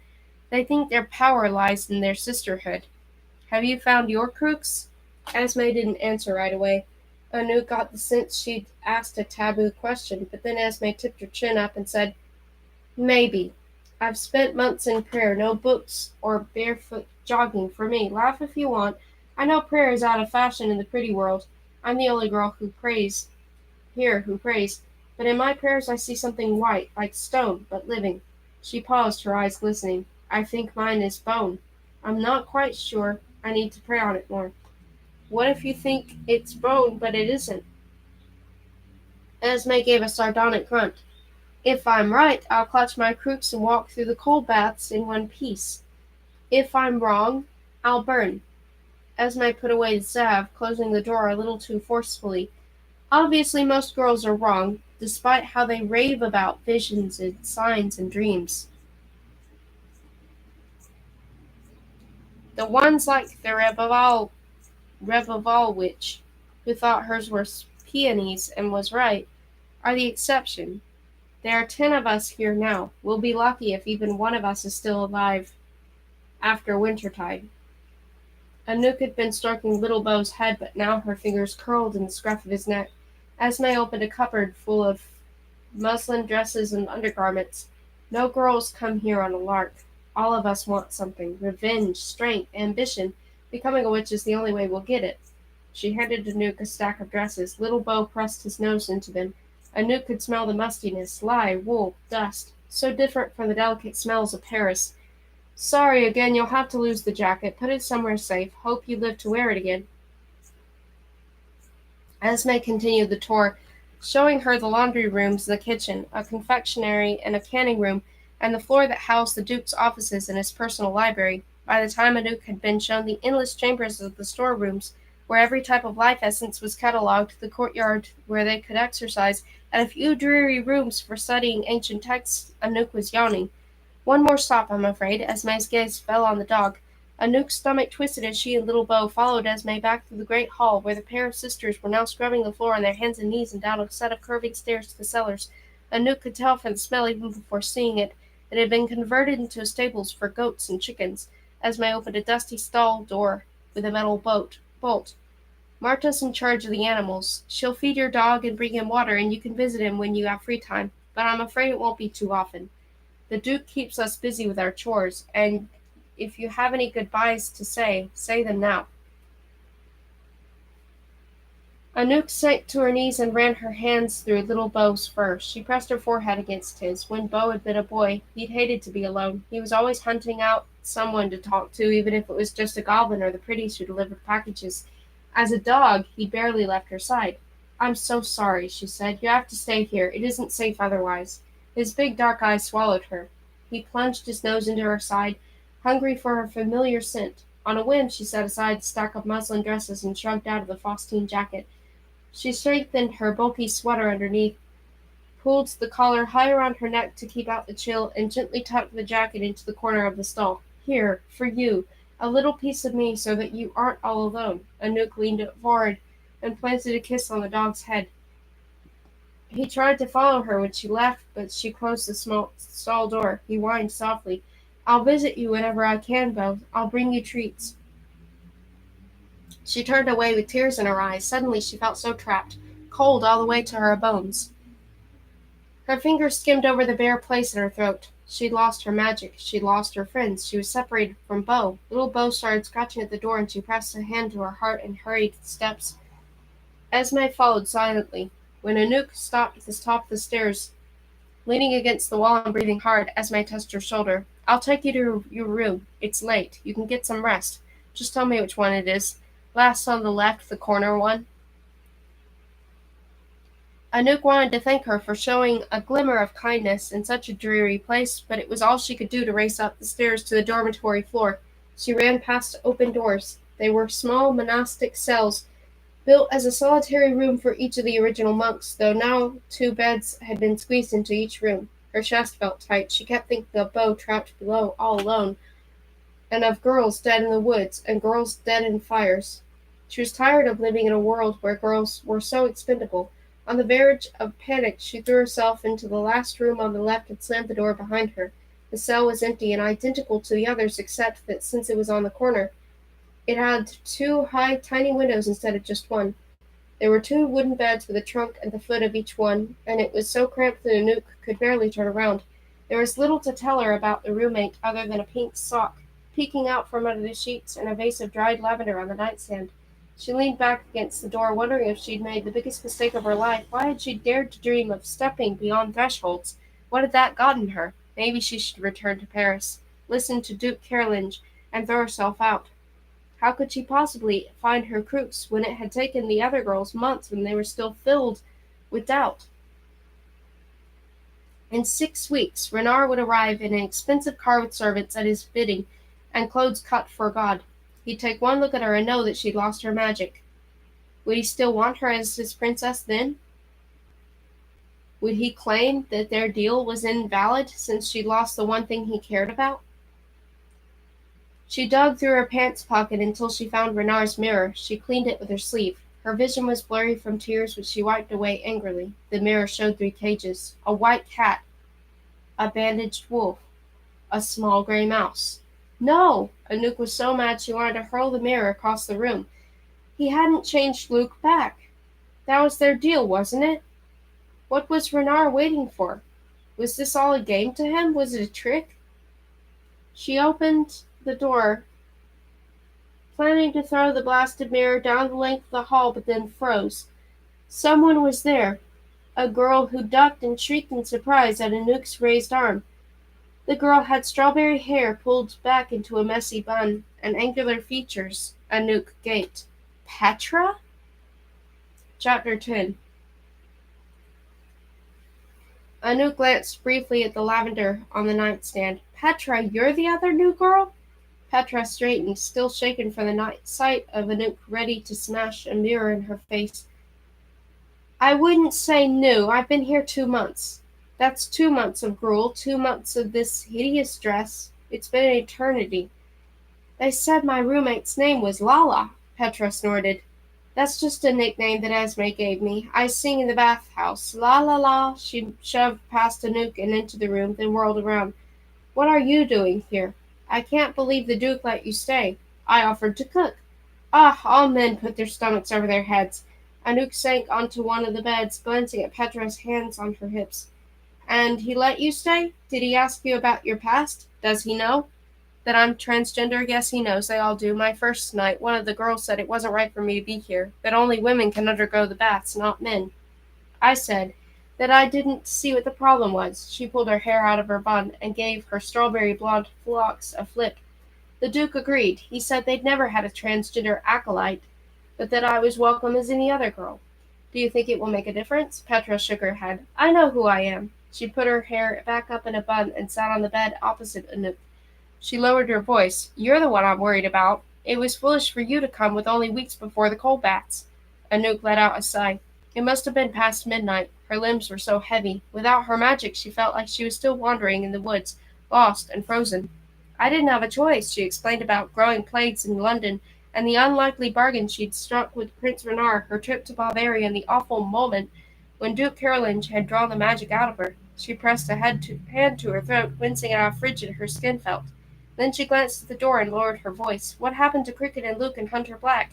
You said you'd watch out for them, but Renard has them caged in Castle Ides.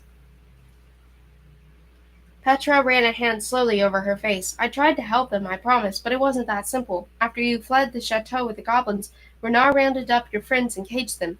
It wasn't like I could walk up to them and demand that he free them. He just murdered my mother.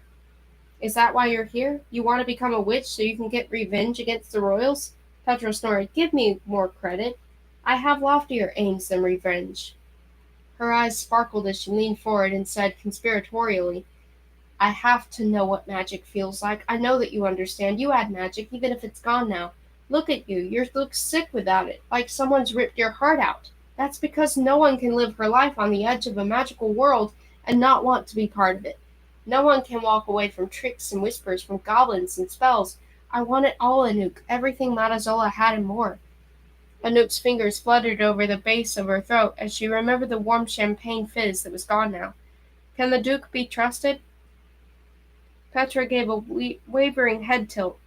I don't know about trust. Most of the girls here have only heard rumors about the Hote. They've never met a witch, let alone a royal, so they have their pretty little heads in the clouds. When I first arrived, the Duke invited me to his study and kept me all night droning about the long history of the girls burned alive, trying to frighten me off. I told him what he could do with his scare tactics. Ever since then, he hasn't offered to advise me again. And this Kreutz business, have you found yours? Petra's lips quirked in a movement that could have been a smile or a grimace. I'm working on it. She leaned back. When I first got here, I tried studying with Marta, learning the Silentium box, memorizing spells, understanding the history of magic.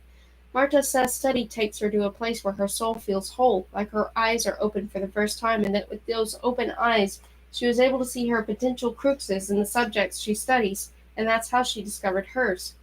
Petra pulled a lock of hair out of her face. But all I saw were dull old textbooks filled with dull old history lessons. She glanced to the window. The Duke encouraged me to look for it in physical ways. Exercise in the courtyard, he said. Spar with Frederica, he said. Ah, I can tell you one thing. I know myself well enough to realize that I'm not going to discover my crooks by sweating in the snow.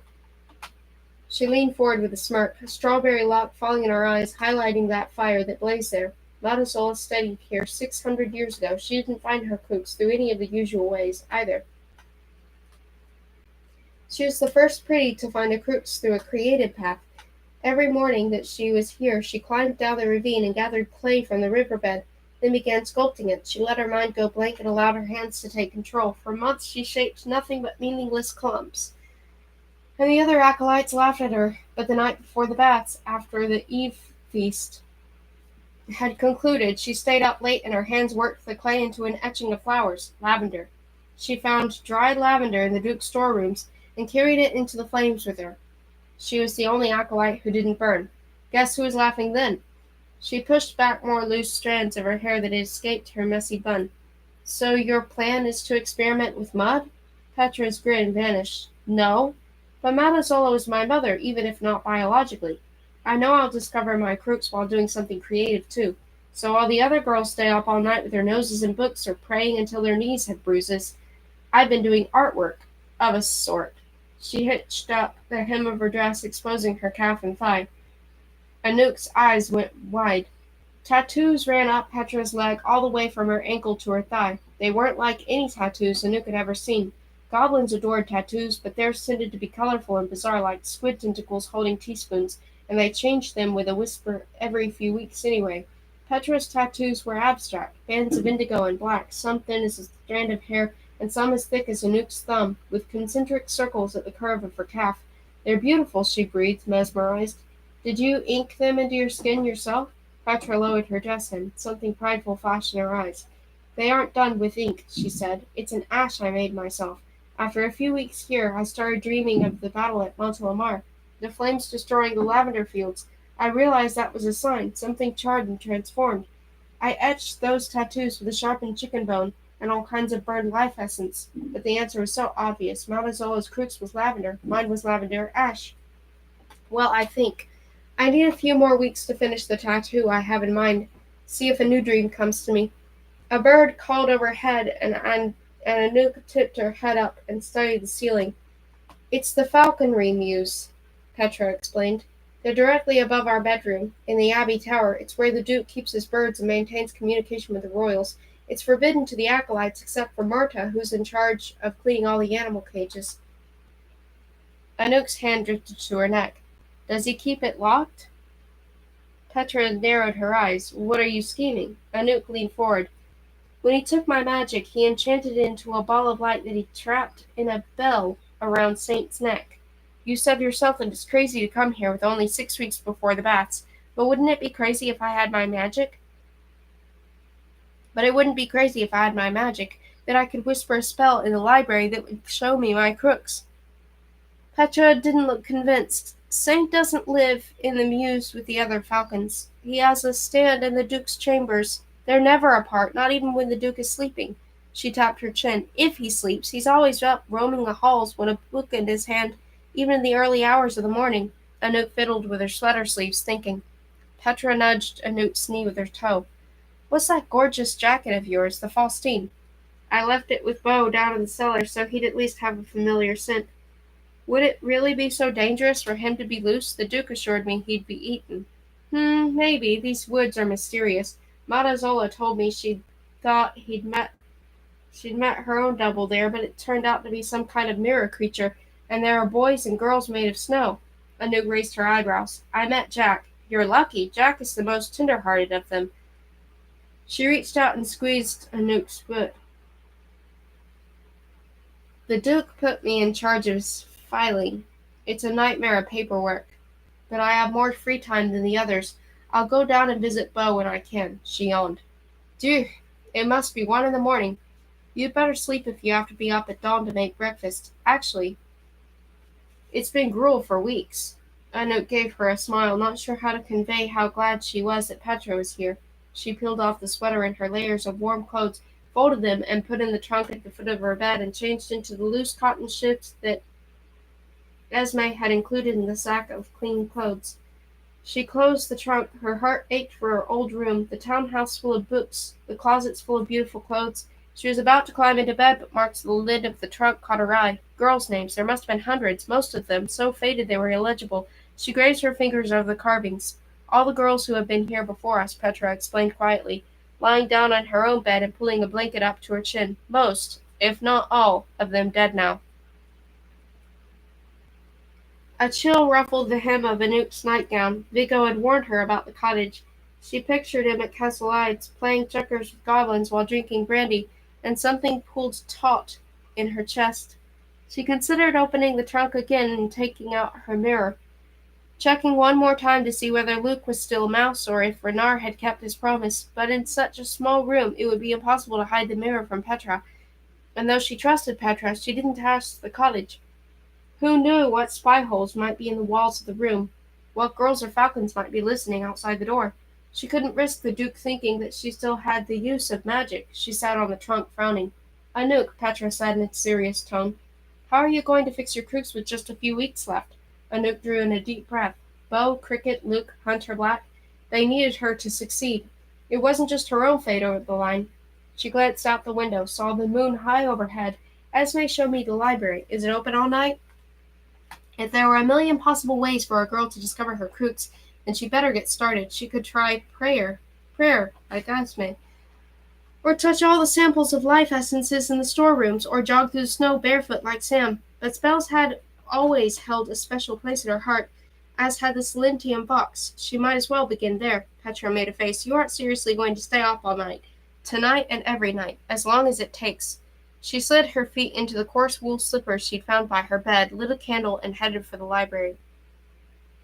Chapter 11.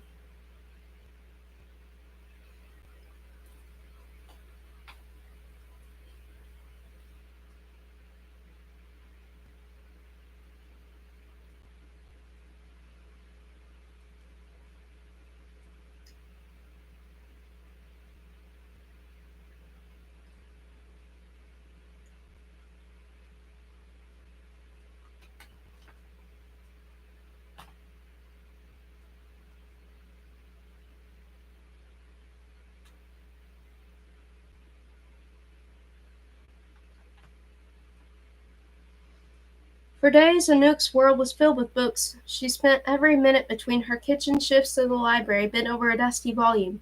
She memorized hundreds of new phrases in the Silentium box. She learned the 11 words that meant night, the 4 words that meant day. She found a yellowing old volume on a top shelf that had been handwritten by one of the original royals, an ancient baron of the Lunar Court. The pages so old they barely stayed intact in her hands. She memorized spells for withering trees, tricks for flooding a riverbed, whispers for mending a broken heart. Marta kept her company. Though she was such an unobtrusive soul that Anouk often forgot she was there, Marta liked to study while wrapped up in a blanket on the floor, stacks of books around her, eating from a jar of pickled black walnuts.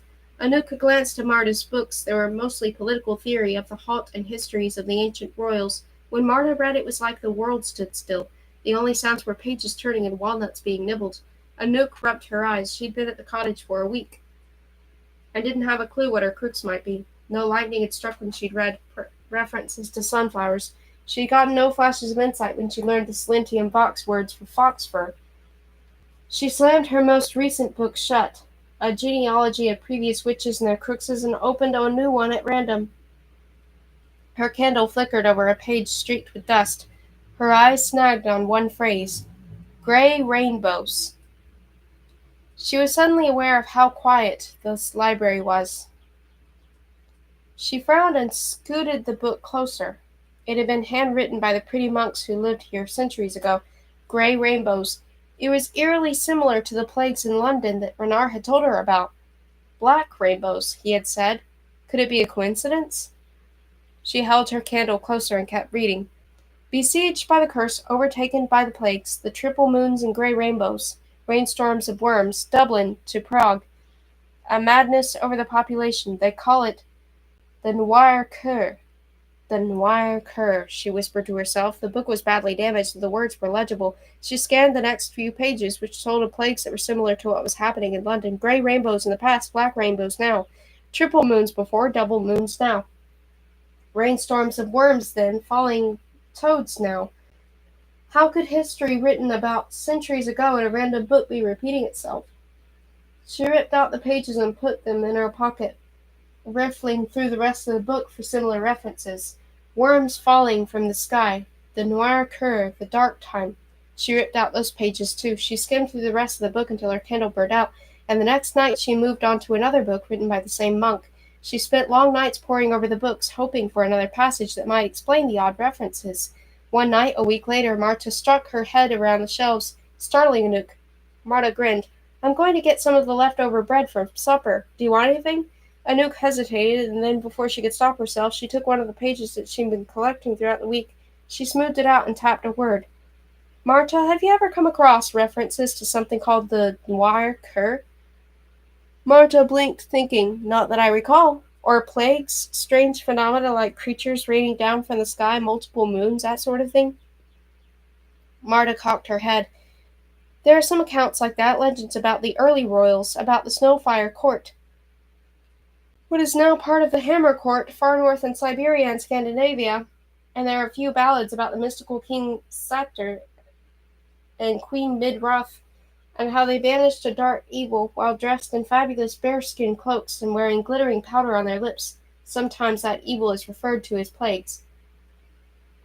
The accounts of King Satyr and Queen Midroth aren't in any of these books, though. I saw them in the Duke's personal library while I was feeding Saint.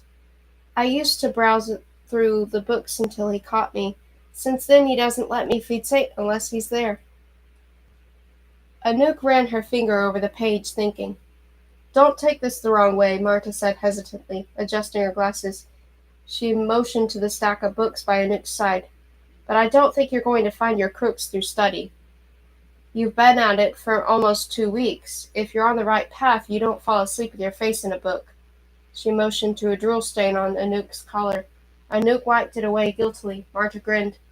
"You need to find something that makes your soul sing, that fills you with joy like you've never known. Only that feeling can guide you to your crooks."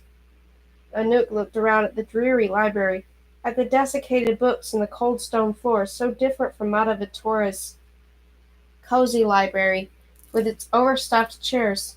If spending hours hidden away in here brought Marta such ecstatic joy, maybe Anouk was on the wrong path.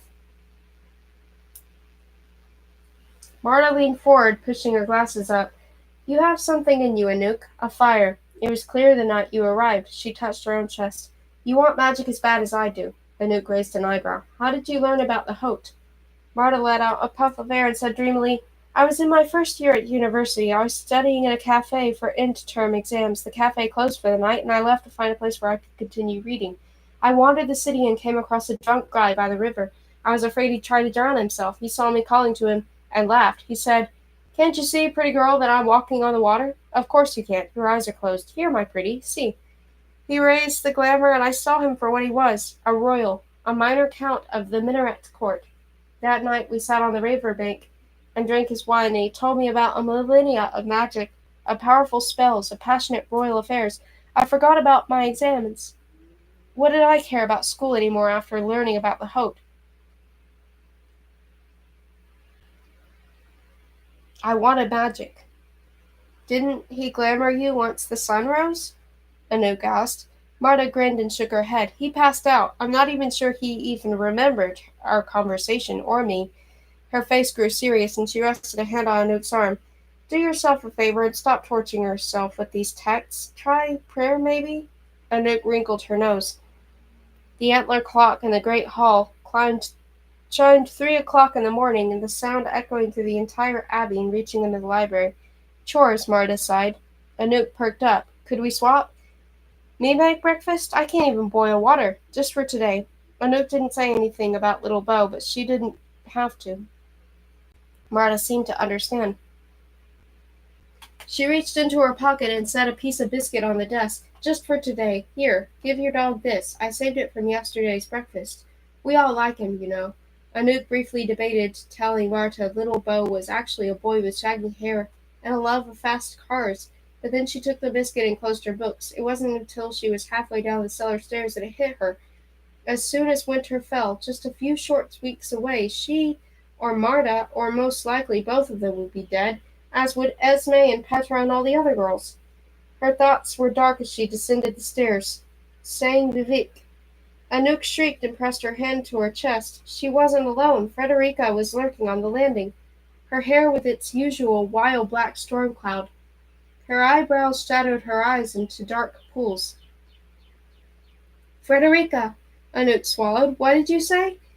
In the 2 weeks Anouk had been at the cottage, Frederica hadn't spoken a single word to her.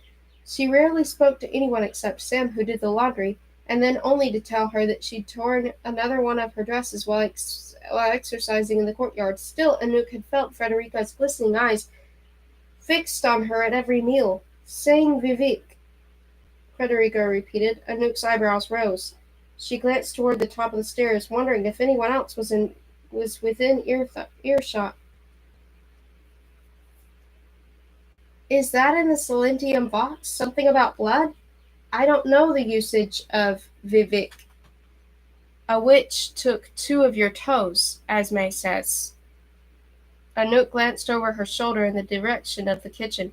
It was after 3 o'clock in the morning. Carla and Lise should be there, up early to start making the daily bread, but they were both notoriously deep sleepers, and they knew that Anouk, the head chef, wouldn't scold them too severely. No sounds came from the kitchen. That's right, Anouk's toes curled into her shoes. Frederica lifted 2 fingers to her mouth and started gently gnawing on them, all the while staring at Anouk.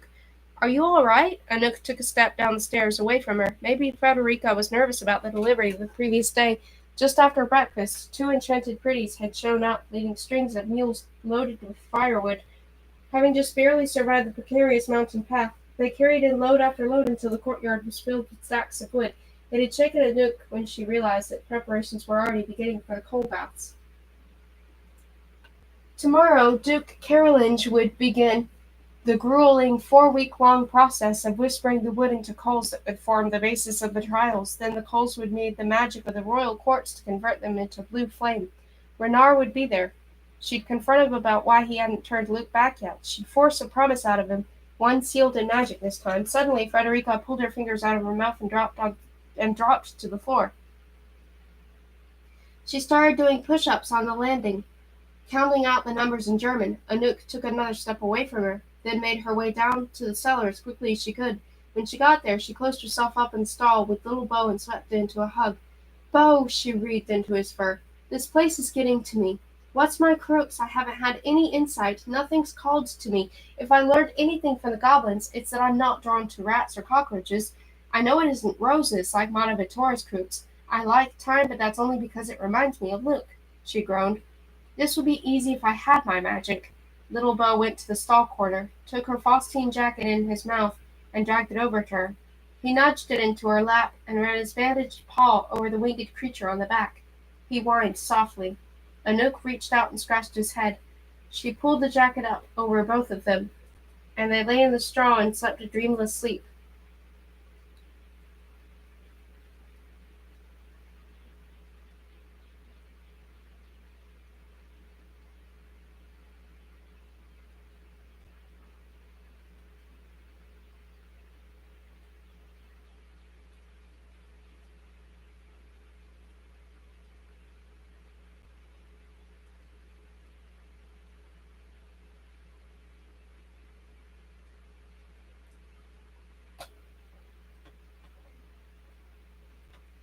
Chapter 12.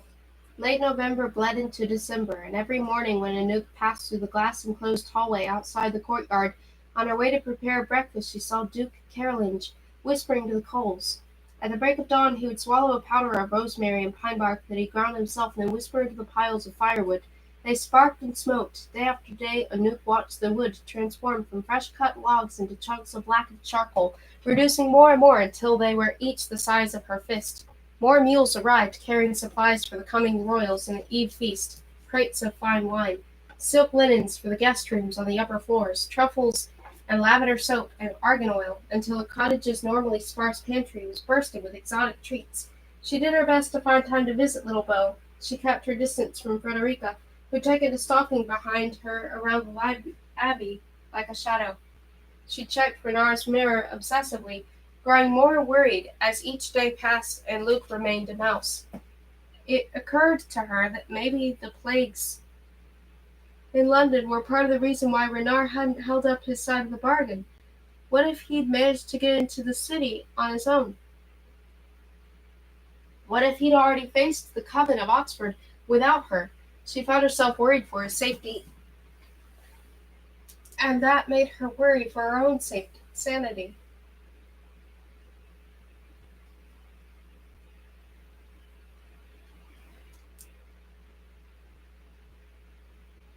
She spent long hours trying to discover her crooks. Each morning she rose before dawn and ran leaps around the courtyard until her muscles ached. She forced herself to stand barefoot in the snow, then hold her hands an inch from the scalding stove. She memorized and practiced ritual patterns of movement that spellcasters used. She locked herself in the Duke's storerooms, even though Esme told her it was folly, and examined every herb she could find, from dried rosemary to Spanish thyme, sniffing each one, tasting them all, studying the effects they had on her to see if any one of them gave her some special spark. Then she tried the dried flowers that he stored in glass jars, lace leaf and gardenia, lotus and calla lilies. By the third week she was desperate enough to move on to poisons. She read about each one in the stained old guidebook before carefully placing a drop of it on her tongue. But this only sent her to the infirmary with stomach cramps, where Esme made her a soothing drink of warm goat milk and honey, and gave her 2 contraband pills smuggled from a pretty pharmacy in Berlin. The plain "You're going to kill yourself going on like this," Esme said,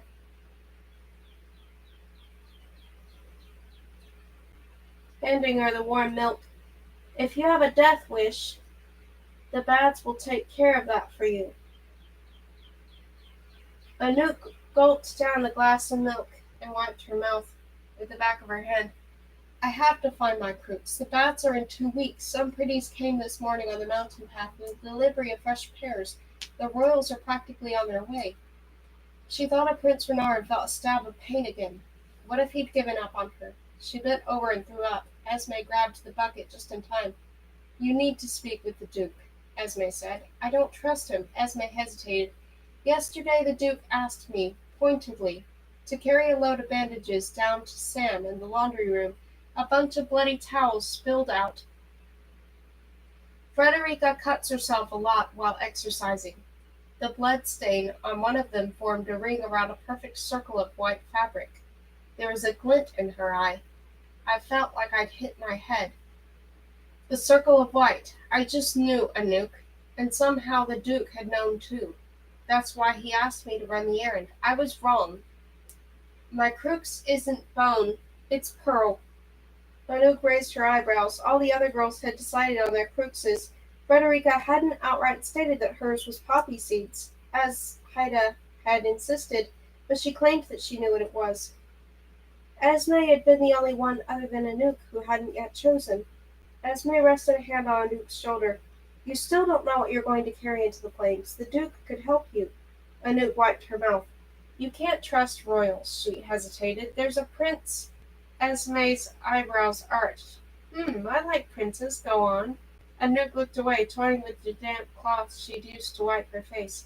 "He's not just any prince. Prince Renard of the Parisian court, head of the Haute. He conspired with a witch to trap my friends and me. They're in cages now. He won't free them until I do as he wants." "Is this prince coming for the Eve feast?" Anouk nodded. "He'll be there to watch you walk the coals?" "Yes." Esme leaned forward. "Then you'd better walk into those coals the strongest beastie in the world, and walk out of them even stronger, the most powerful witch any royal, even your prince, has ever seen." Anouk smiled, but only briefly. "You shouldn't hope for that, Esme. The odds are poor. 1 out of 10. If I survive, or Marta, or Petra, or any of these girls, Your own chance of survival is so much less. That's not how odds work. That's how these odds work. Almost every year, only one girl lives. Sometimes not even that. I can count on one hand the number of times in centuries when two have survived. I choose to believe that odds are meant to be defied. She rested a hand on Anouk's shoulder. I'll let you in on a secret. Tonight, after the Duke retires to his chambers, some of us are going to walk the coals. Anouk frowned. You can't. The coal baths aren't like striking a match and sparking a fire. The royals have to light them themselves with a whisper. They aren't here yet. Not those coals, Esme said. Then she grinned mischievously. Meet us at midnight in the courtyard. Bring Petra, too. You'll see. I can't believe you talked me into this. Petra stood in the falling snow, with her blanket wrapped around her and hooded over her head. The moon was hidden by the storm clouds. Anouk hugged her own blanket around her shoulders, letting the snow land on her bare hair. The courtyard was quiet. The beds of coals that Duke Carolinge had carefully been preparing lay untouched. For a few humiliating moments, Anouk wondered if Esme had been playing a joke on her, get the new girl to stand outside in the snow in the middle of the night. But then the clock struck midnight and she heard footsteps on the cobblestones. Esme? She asked. Shh. Four girls, hidden by makeshift cloaks, scurried into the courtyard. Anouk could barely make out the glint of Esme's dark skin. We can't let the Duke hear us. The punishment for meddling with the preparations for the coal baths is expulsion. Petra gave Esme a long doubting look. Why exactly are we meddling? Before Esme could answer, just two more girls appeared at the far end of the cloister and tiptoed across the courtyard to join them. Anouk recognized Jolie's braid and Carla's skipping walk. Is this everyone? Esme whispered to them. Sam's too scared to come. Jolie rolled her eyes, but she looked anxious too. Carla gave a guilty smile. I didn't tell Frederica about it. She's so strange. I was so afraid she'd do something crazy and the Duke would find out.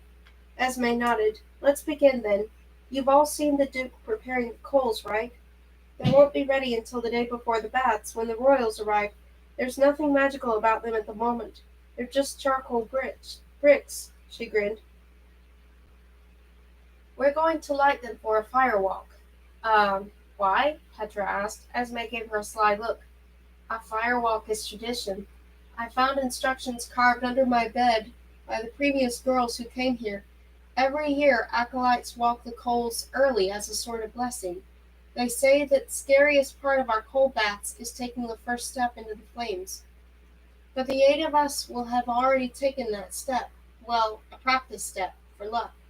Petra rolled her eyes. It was snowing harder now, and she didn't seem amused. She turned to Anouk and muttered, There's a reason I never applied to university. I'm not a fan of hazings. We need all the luck we can get, Anouk countered. Petra grumbled, but she didn't leave. Esme produced a book of matches from her pocket. Carla and Jolie, take some matches and light the coals from that end. Anouk and Petra take the other end. Marta and Haida will light the coals in the middle. The girls set to work. Anouk held a flame to the nearest blackened chunk of wood, and Petra crouched by the bed of coals and poked them with a hemlock branch to stir the embers. Carla did the same, stirring the coals until they sizzled, and then she tossed the hemlock branch on top and dusted off her hands.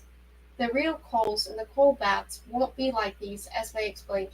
They're sparked by a royal whisper, not a match. It's possible for us to walk across these hot coals and not burn our feet even without magic. The first thing you have to do is kick off your slippers and plunge your bare feet into the snow. Then walk quickly, but don't run. The lighter your steps, the less likely you'll disturb the coals and snag one between your toes. Saying a prayer first wouldn't hurt.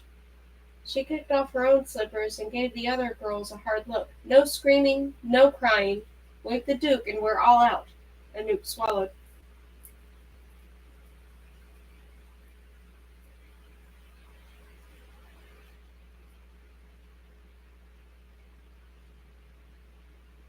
You first, Anouk, Esme said. In the real baths, we go in the order of height.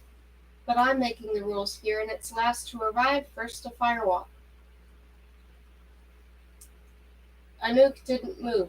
All of them stared at the live coals. No one else seemed inclined to step forward either. Heat rolled off the coals in waves. Anouk followed the wavering bands of air upward past the falconry mews. She nearly jumped when she saw a face framed in the window, Frederica. A chill spread over her. She nudged the others and nodded toward the window. "We have an audience." Ida shrugged it off. Frederica wouldn't tell the Duke. Even if she did, he'd just think she was crazy.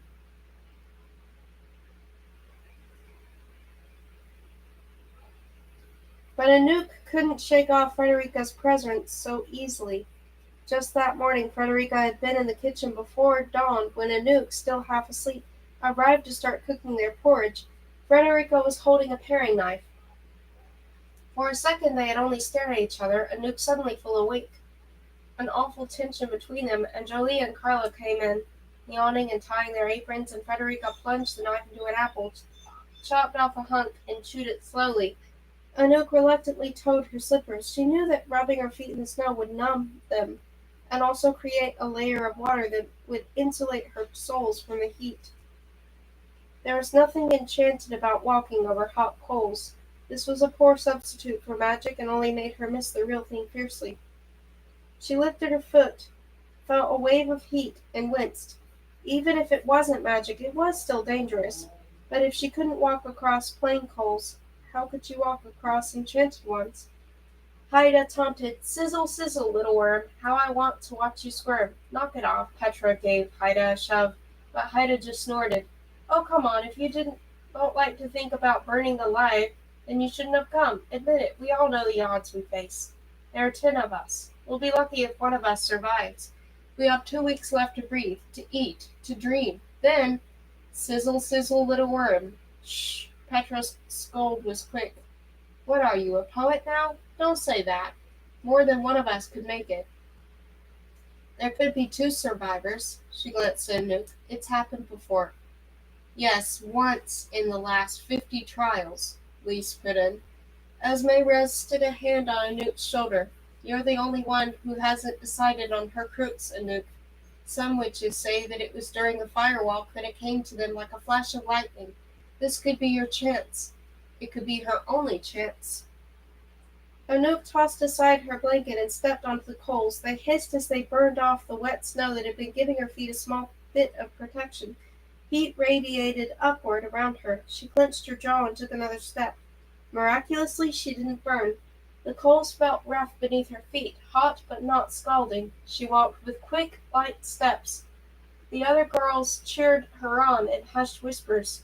She grinned. It really wasn't that difficult. Then the sound of barking, close and fierce, ripped apart her concentration. She stopped. Little Bo was loose in the courtyard. He was by the gardening shed, with his head tilted up toward the falling snow. He was howling, howling, howling. Anouk saw it in a flash. It didn't seem real, like a vision. She looked up in the direction he was howling, squinting into the falling snow. A bird was flying overhead. Its shape was just a dark shadow, and for a second Anouk thought it was one of Renard's crows, but then she heard the faintest tinkling sound, a bell. It was faint. It all happened in a split second. But that split second longer than it was wise to stand on burning coals. Pain suddenly shot through her feet, and the vision, if it was a vision, disappeared. All she saw was red. She threw her hand over her mouth, stifling a scream, and sprinted the last yard. She plunged her feet into a snowbank, fell back, and stared up at the sky, breathing hard. The other girls surrounded her. "Are you okay? Why'd you stop? How did little Bo get free?" She sat up abruptly. So it wasn't a vision. Little Bo ran up and licked her cheek. She grabbed him by the scruff of his neck to make sure he was real. Despite her burned feet and the cold snow seeping into the rest of her, she suddenly grinned. "Oh, Lord, she's lost her mind," Carla lamented. "No," Anouk said, grinning wider. "Little Bo just showed me my crooks."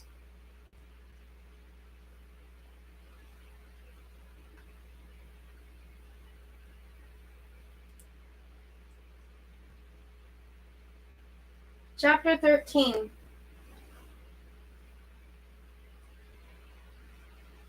Esme bandaged Anouk's feet.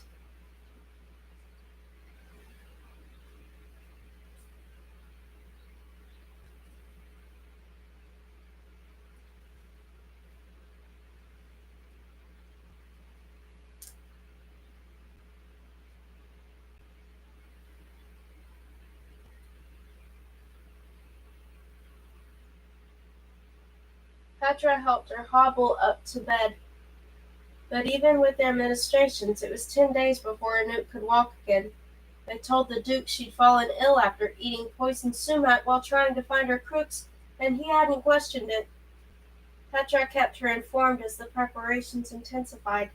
Every morning, a near constant string of enchanted pretties arrived with mules laden down with supplies, boxes of dried rose petals that they were ordered to sprinkle around the entire abbey, 100 silver place settings, enough for everyone in all of the 8 courts, and 100 crystal wine goblets, crates of Anjou pears, Majorcan oysters, cured Spanish ham, champagne bottles packed in straw. The pantry was overflowing with fresh ingredients from all corners of the globe. The dessert pantry, usually used to store potatoes, now actually contained chocolate and marzipan and Madagascar vanilla. Once Esme declared Anouk healed, she peeled off her bandages and carefully tested out the tender soles of her feet. Not a moment too soon, Petra observed coolly. The royals will be here in 3 days, and it wouldn't look good to have you hobbling around. She leaned forward. Come on, tell us, what's this crux you discovered in a fit of burning feet? You'd better dig around the storerooms and get a sample. It isn't in the storerooms. Everything's in the storerooms. The Duke has fossils of ancient creatures I didn't think actually existed. There are seeds from some bizarre fruit tree that went extinct centuries ago. My crux isn't anything rare. Could you imagine if your connection to magic was something that existed only on, like, one random island? Anouk slid on her shoes, wincing slightly, then belted her dress with a rope. Is the Duke in his study? Esme raised an eyebrow. I thought you didn't trust any royals. I don't. She gave the two of them a wry smile, then gingerly made her way through the dormitory hallways and down to the private wing that housed the Duke's chambers. Through a window outside his study, she caught a glimpse of the courtyard. The coals were now almost as fine as sand. They glittered beneath the sun. The ground had been freshly swept, and chairs, more like thrones, were arranged in front of the coals. Frederica was out there now, dragging freshly cut hemlock branches into a pile, and Lisa was shoveling snow. Anouk took a deep breath and knocked on the Duke's door. There was a pause, and then, come in, beastie, I've been waiting. Anouk had never seen the Duke's private study. The only ones allowed inside were Marta to feed Saint, and Haida and Lise to clean. Anouk blinked, surprised by the sudden opulence. Glittering gold goblets, velvet drapes, and books, row after row of books, each bound in rich leather, lovingly cared for, books that looked more valuable than the ones in the library that she and Marta had thumbed through. Her gaze settled on Saint, perched on a stand at the end of the bookshelves and the golden bell around his neck. The Duke was seated at his desk, writing something. He stood when she entered. You're surprised by what you see. He motioned to the glitz. It's not my choice. I prefer a simpler atmosphere. It is strange for a shadow royal not to care about pretty things, I know, but they are merely artifacts entrusted to my care. If I could, I'd ship them all back to Castle Ides. He paused. Except for the books. Those could stay. Tell me, are you feeling better? Poisoned sumac, was it? His gaze was firmly planted on her feet in a knowing way. She cleared her throat and eyed Saint. Yes, poisoned sumac. But I came to ask for help. The ceremony is in 3 days, and I'm still not certain what my crux is. I know why you're here. He studied her for a long time, so long that she started to shift uncomfortably.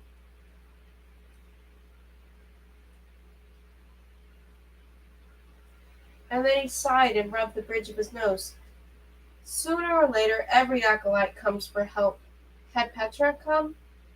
Had Esme come? Had Madame once sat here on this hard wooden bench with doubt and fear in her heart? I remember your mistress when she was your age, Anoop's eye snapped to him. You were in charge of the cottage then? No, it was run by a duke from a baron court, but I came with the royal procession to witness the baths. I was a minor duke at the time, 60 years old, although I looked to be about your age. We do age, you know, though much more slowly than the pretties. Madavitora was a great beauty. She came from a seaside village in Italy, though it was the Parisian court who enlisted her services after she survived the trials. She was so determined, so beautiful, so bold when she faced the flames. She'd seen 9 other girls die before her, yet she didn't bat an eye. She clutched 3 long-stemmed roses and strode into the coals, and out the other side like it was nothing. We all knew she'd be a force to reckon with. Anouk wandered down the length of the bookcase while he spoke, running her fingers along the spines. Why do you think she survived and not the other girls?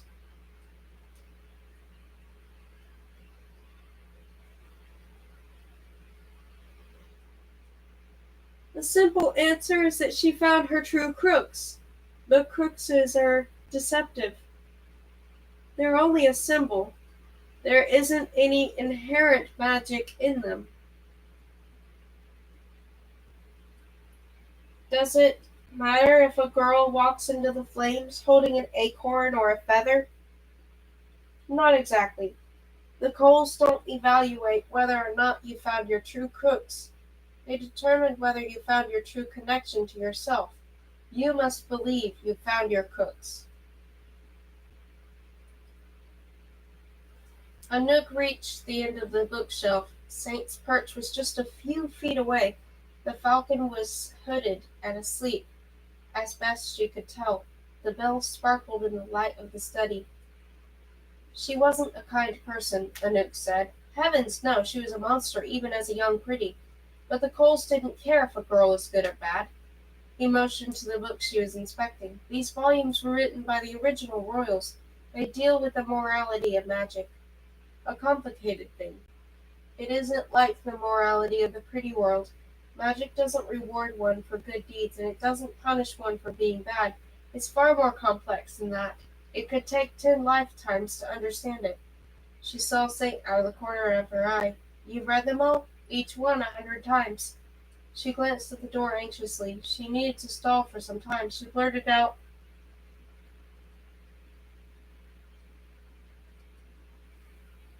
"Do they mention something called the Noir Cur?" This seemed to surprise the Duke. That's quite an obscure reference, one I haven't heard mentioned in decades.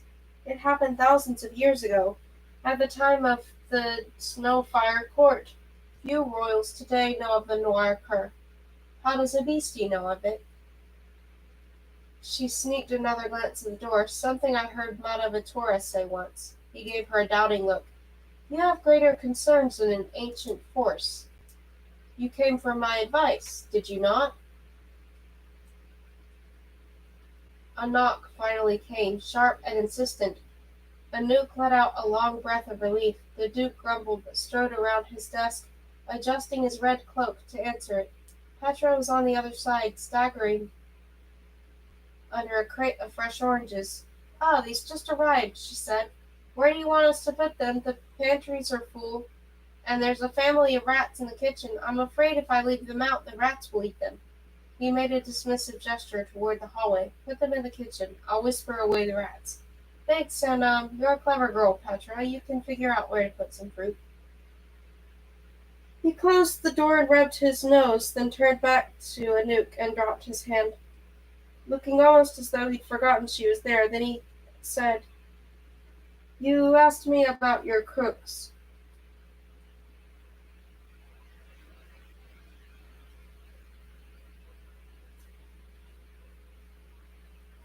Anouk's hands were deep in her apron pockets. "Yes, I thought that because I'm not a pretty, my crooks might be different. Something unique to a beastie.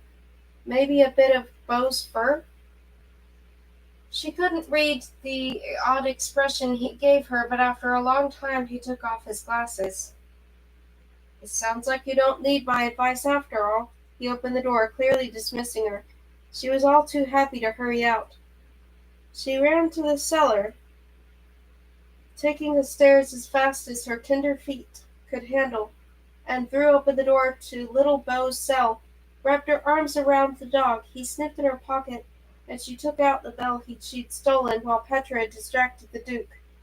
I made a fake bell out of an old brass cup in the kitchen, she told him.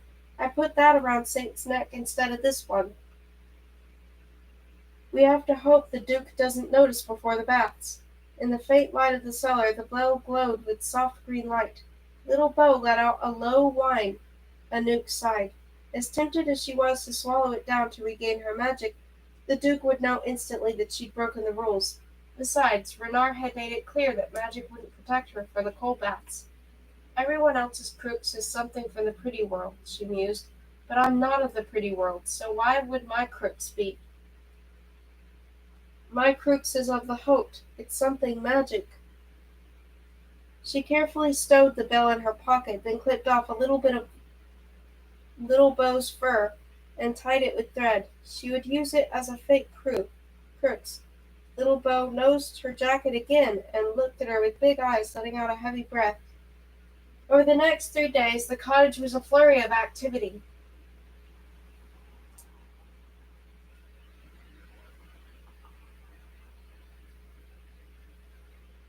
Anouk barely knew when it was day and when it was night.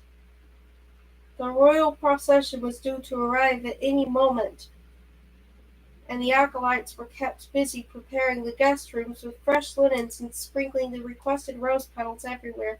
Anouk stayed in the kitchen with Carla and Jolie, organizing the new ingredients and planning a menu that would please 8 courts of royals from across the near realms. She baked star anise croissants and pain au raisins. She selected a triple creme de citron for the cheese course, and planned a winter salad with buttermilk dressing. Began slow braising the pork, set out the quail to thaw, selected Brussels sprouts and pancetta to go with the salmon they were keeping on ice, and the desserts. Clafoutis, fruit pie, cream puffs, upside down tarts, chocolate gâteau, macarons covered with the dust from butterfly wings. Her mind was always on the bell in her pocket, whether she was in the ice pantry or the confectionery. In the roasting room, she checked for it obsessively.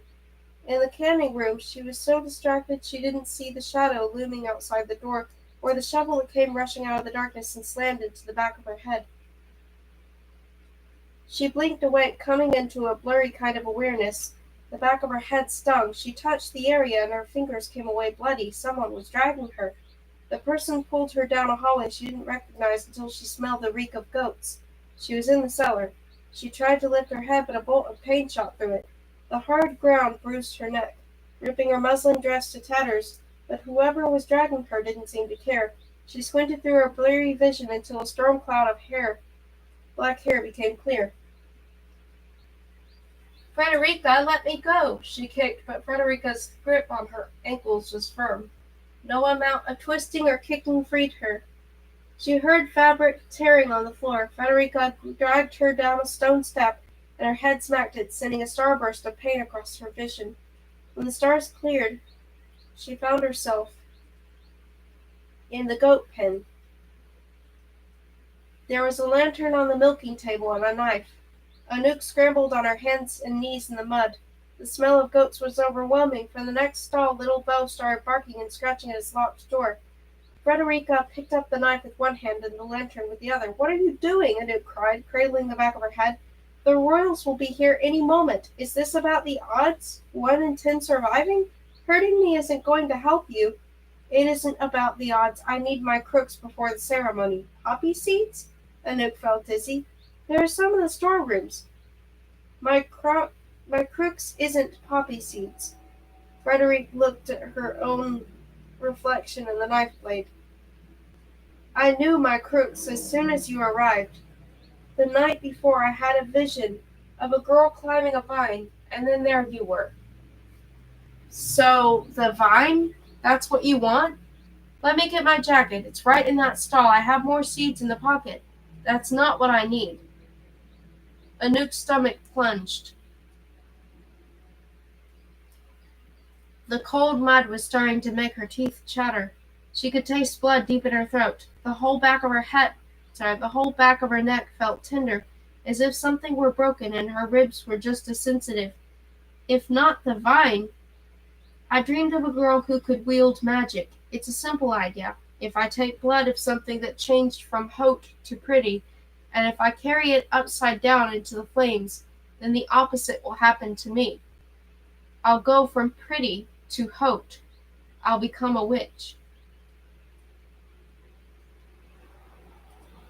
You think I'm your crooks? Not you, your blood. Frederica removed a glass jar from her apron pocket and stepped forward with the knife. Anouk pushed herself to her feet, pressing a hand to her ribs. She felt for the bell in her apron. If there was ever a time to break the rules, it was now, but her eyes went wide. Her apron was ripped. The bell must have fallen out into the mud. She dropped to her hands and knees, searching through the muck. The goat, sensing the tension, bleated deafeningly. Was this why Frederica brought her here, to mask her screams? Her hands came up empty, her pulse raced. She'd left Renard's mirror hidden in the trunk in her bedroom. What could she use for defense? There was the dung heap, a trough of kitchen scraps. No spare tools within reach, no loose boards. Frederica lunged. Anouk scrambled forward and braced herself against the trough. She pushed it into the center of the pen, keeping it between her and Frederica. Frederica moved left, she moved left. Frederica went right, so did she. Frederica, this is crazy. Beastie blood has never been a crook's, only because there haven't ever been beasties here before. Anouk's legs, smeared with cold mud, felt sluggish. Frederica darted to the pile of tools in the far corner and grabbed a broom. Before Anouk could run, she slammed it over Anouk's shoulder. She collapsed. Frederica rammed the end of the broom into her ribs, knocking the air out of her. Her fingers slipped in the mud, searching for something, anything, a rock, a piece of wood, a nail. Frederica slammed the broomstick down again. Anouk felt hot tears in her eyes. They mixed with the blood and mud in her mouth. She couldn't find the bell. She raised a hand to shield her head against the next blow, but Frederica slammed the broom into her shoulder. She fell back, out of breath, tried to sit up. Her fingers found the trough, reeking with rotted vegetables for the goats. She tried to pull herself up, but her arms gave out and she collapsed back. Frederica raised the knife. Let her go. Frederica turned toward the new voice. Anouk tossed her head up. Petra, crowbar in hand, stomped through the muck and knelt next to Anouk. She rested a hand on Anouk's back. Her fingers came away with blood and she grimaced. You're complètement fou, Frederica. This is a place for sane people. The Duke will throw you out when I tell him. This is a place for pretties, Frederica said, her face red. For girls. There was an edge to her words. For girls, Petra repeated with an equally sharp edge. Not a place for me either. Is that what you mean? Frederica's eyes blazed. You weren't born a girl. Petra let out a harsh laugh. The Duke doesn't care about that. It isn't up to the Duke. It's the coal bats that determine who will live and who will die. What will happen when you step into the blue flames and the magic there senses that someone born as a boy has? Shut your ficou mouth. Petra let go of Anouk, grabbed a rotten apple from the goat trough, and slammed it into Frederica's mouth before she could react. Frederica doubled over and coughed out rotted, wormy bits. Little Bo continued to bark viciously from its stall. I've got your back, Anouk whispered to Petra. I've got yours. Frederica raised her knife. Anouk grabbed a shovel from the tool pile in the corner and a pitchfork for Petra. A rumble began in the coal chute. Though no coal had been delivered to the Abbey in decades, all three of them whipped around. Something from outside was coming in with the sound of a frantic movement and cries.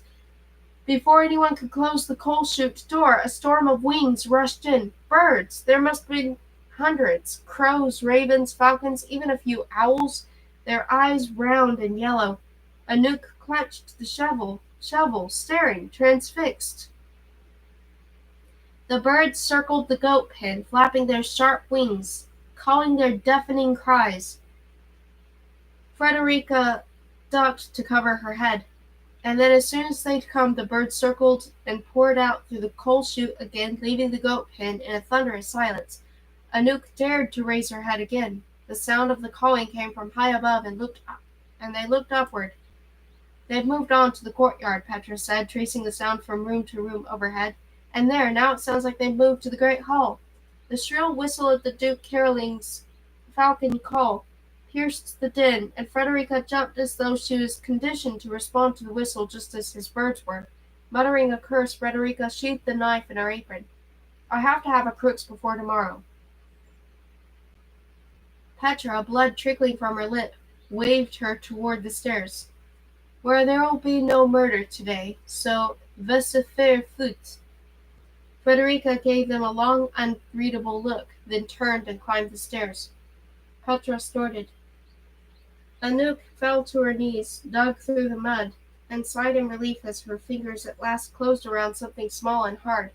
She wiped it on her apron. The bell. "What's that?"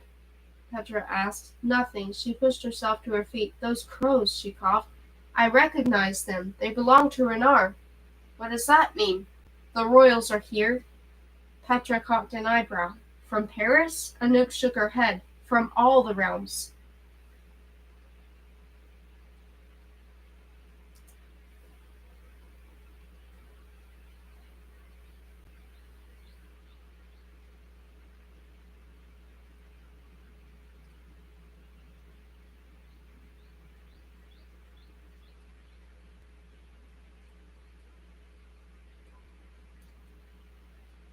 Petra and Anouk hurried upstairs, and Anouk cleaned her wounds as best she could. Fortunately, the gash at the back of her head had stopped bleeding. They washed off the mud and changed clothes, and then found the rest of the acolytes gathered in the enclosed cloister to watch the royals' arrival, their breath fogging the glass. The royal procession descended upon the black forest like something out of a dream. The flock of birds was only the first herald. Next, the treacherous mountain path, normally accessible only by foot or by mule, smoothed and unrolled itself, carpet-like, into a meandering road that led across the bridge to the abbey's front steps. Birch trees curled their branches inward to form an archway. Snow swept itself to either side of the road and rose up in ice statues. Anouk and Petra kept carefully to the back of the group of girls, placing as much space as they could between themselves and Frederica, who threw them wild-eyed stares. "Look!" Jolie cried. "That must be the court of the woods." They had all heard rumors of the various courts, and it turned into a fabulous game of guessing which court was which, and trying to name the princes and princesses who stepped out. The court of the woods delegation drove up in a hunter-green Daimler with spotless chrome and oak running boards. It purred as it stopped in front of the bridge, and a princess dressed in thick furs climbed out from the arm of the duke in an ink-black suit. Behind the Daimler, a pair of cream-colored coupes that the girls guessed belonged to the Crimson Royals pulled up, and a delegation of three, the Queen and her sisters climbed out, their eyelashes and brows dusted in butterfly wings. Next to arrive was the Lunar Court, composed of a gray-haired king and a brown-skinned son, whose barely tamed long hair was swept back in a loose plait. The Minaret court came in a horse-drawn carriage that no doubt had been glamoured to look like something mundane to the pretties in the valley, a trolley car perhaps. A count and countess descended, both dressed in red capes, and with garnets dotted around their eyes. "Where's the Court of Isles?" Marta asked. "They're missing." Anu kept her mouth shut. She'd been careful since her arrival not to tell anyone but Petra about the Coven of Oxford's takeover of London. She liked most of the acolytes, but that didn't mean she trusted them.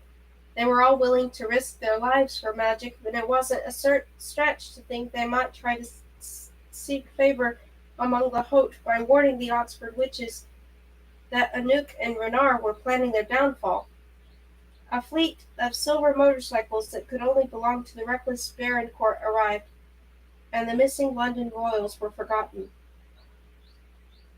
There was one car left at the end of the procession, a sleek black Rolls-Royce with a gleaming hood ornament in the shape of a crow instead of a winged woman.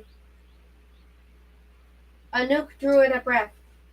She'd seen it before outside the townhouse and in front of the castle Ides.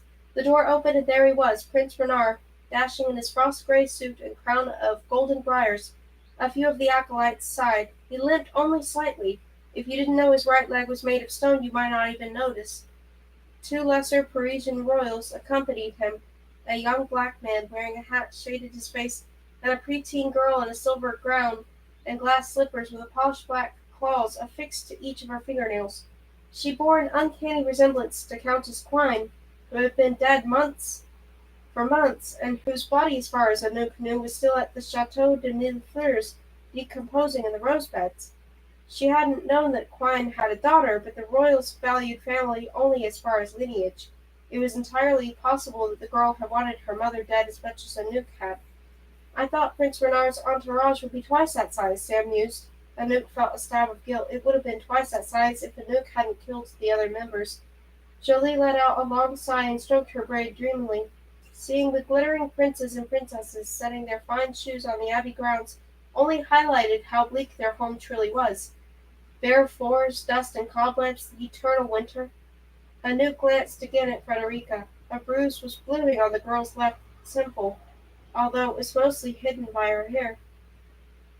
A car door slammed and Anouk's attention returned to the royals. The Crimson Court's delegation vehicle seemed to have bumped fenders with another delegation's. Curt words were exchanged between the Court of Woods and the Baron Court, and then suddenly the girls heard someone pointedly clearing his throat right behind them. Several of the girls jumped. Duke Carolinge gave them a stern look. Girls, you've seen cars before, you've seen dresses and diamonds. Don't embarrass yourself by swooning over riches. Show the royals that you are not impressed by their glamour. You didn't fight your way here to learn how to shroud yourself in luxury. You came with nobler aims. He added in a gentler voice, tomorrow you will have your chance to prove your worth. A ripple of anxiety spread through the girls. As dazzling as the royals' glitz was, it heralded the next day's deadly trials. Today, however, the Duke continued, is just like every other day. There are chores, responsibilities. Go.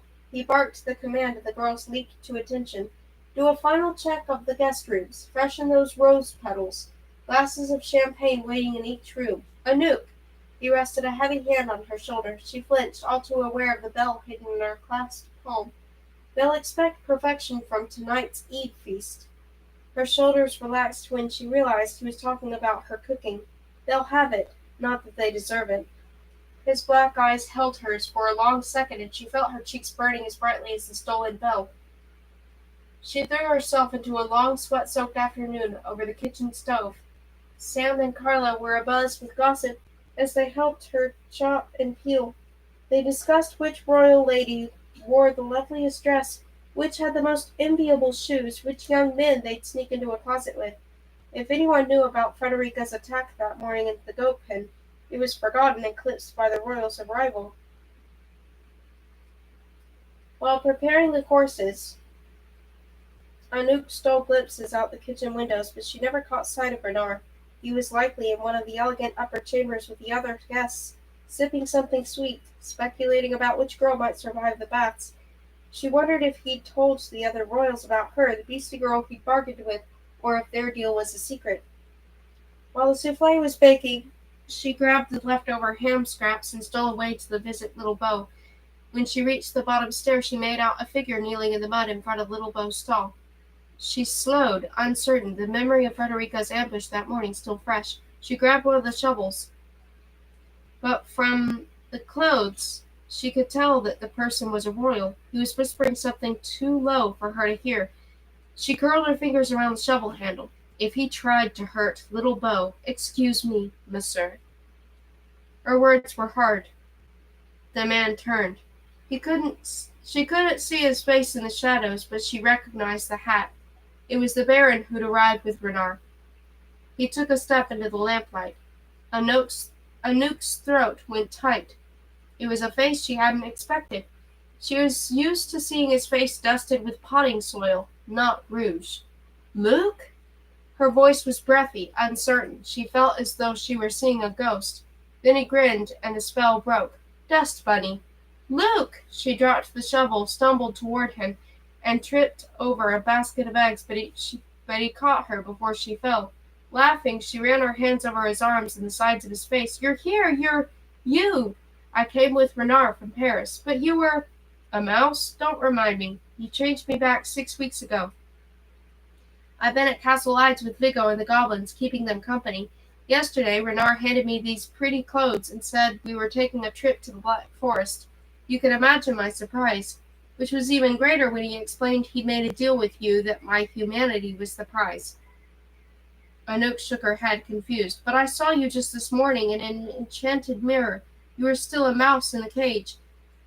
What you saw was a different mouse, not me. Renard changed me right away, but it seems the cat and the wolf had gotten used to having a mouse cage next to them.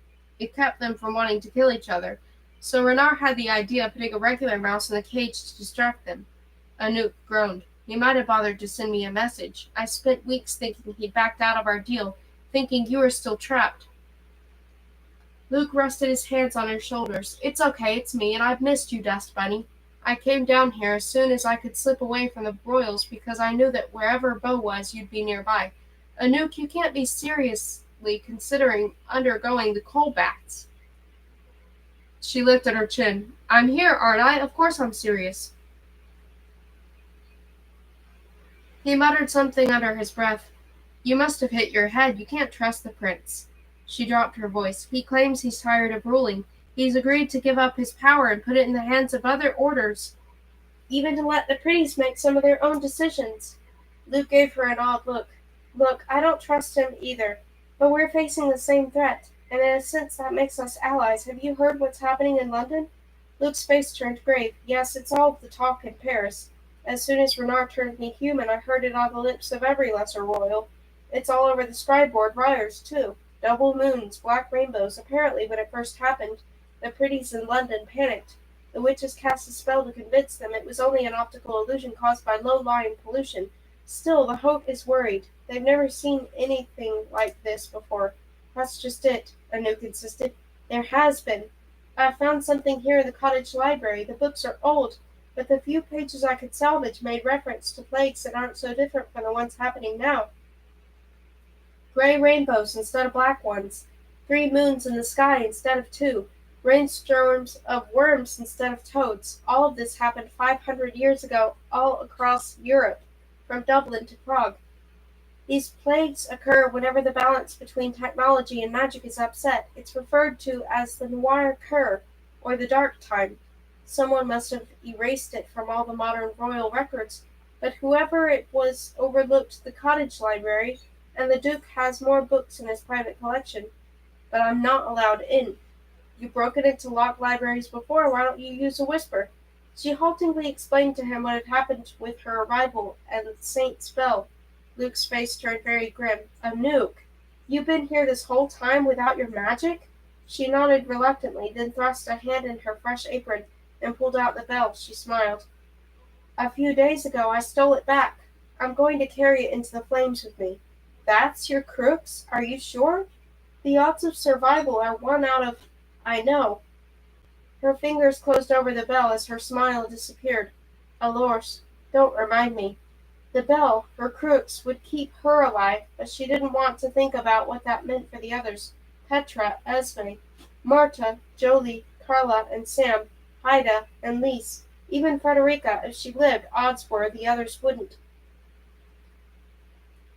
You have to be completely certain, Anouk. You aren't a pretty, and the flames are designed to test pretties. Who knows what they'll make of you? She frowned at him. Don't make it sound like I'm spoiled cabbage, Luke. I'm a beastie, and you are too. That's nothing to be ashamed of.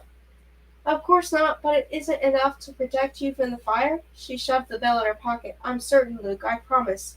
Music began playing in the great hall overhead. Luke didn't move, but Anouk tipped her chin up, listening keenly. It was a dreary dirge on violin and viola, but hearing any music at all in the cottage was like stumbling on a coconut cream cake in a cemetery. The Eve feast is starting. Soot, I haven't finished mulling the wine. She eyed Luke's barren crest more closely. No one knows you're a beastie? He adjusted his hat. Not a bad disguise, eh? We can use this. If the royals think you're one of them, you can listen for any mentions of the Coven of Oxford or the plagues in London. For all we know, some of the royals might be in league with the witches. Could you do that? Dust Bunny, I didn't just water roses for Mata I've been a spy longer than you've been alive. Go then, she said, giving him a gentle push toward the stairs. The music stopped and was replaced by the Duke's muffled voice. He must have been introducing each of the delegations as part of his welcome speech. Luke reached the stairs, but then raised a finger and circled back. Ah, I almost forgot. He reached into his pocket. I brought this for Beau. He loved cupcakes. He produced a slightly smushed miniature cake with a dark brown frosting. Dogs can't have chocolate, Luke. Little Beau on the other side of the bars whined low and insistently. Anouk knelt down and scratched his head, then fed him the ham scraps she'd pilfered from the kitchen. He wagged his tail. Luke started for the stairs. Hold on! She snatched the cupcake out of Luke's hand. Give me that. There's no rule that I can't have chocolate.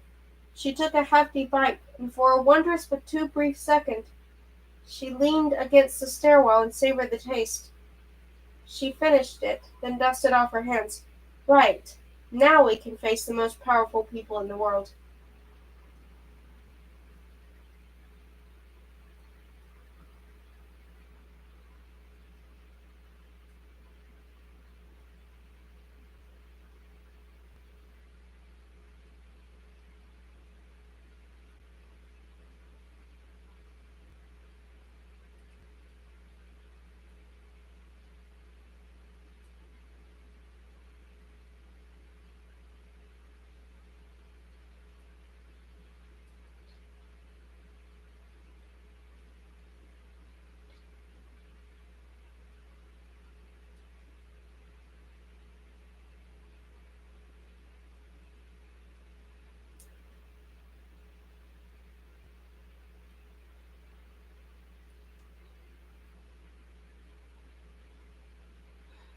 Chapter 15.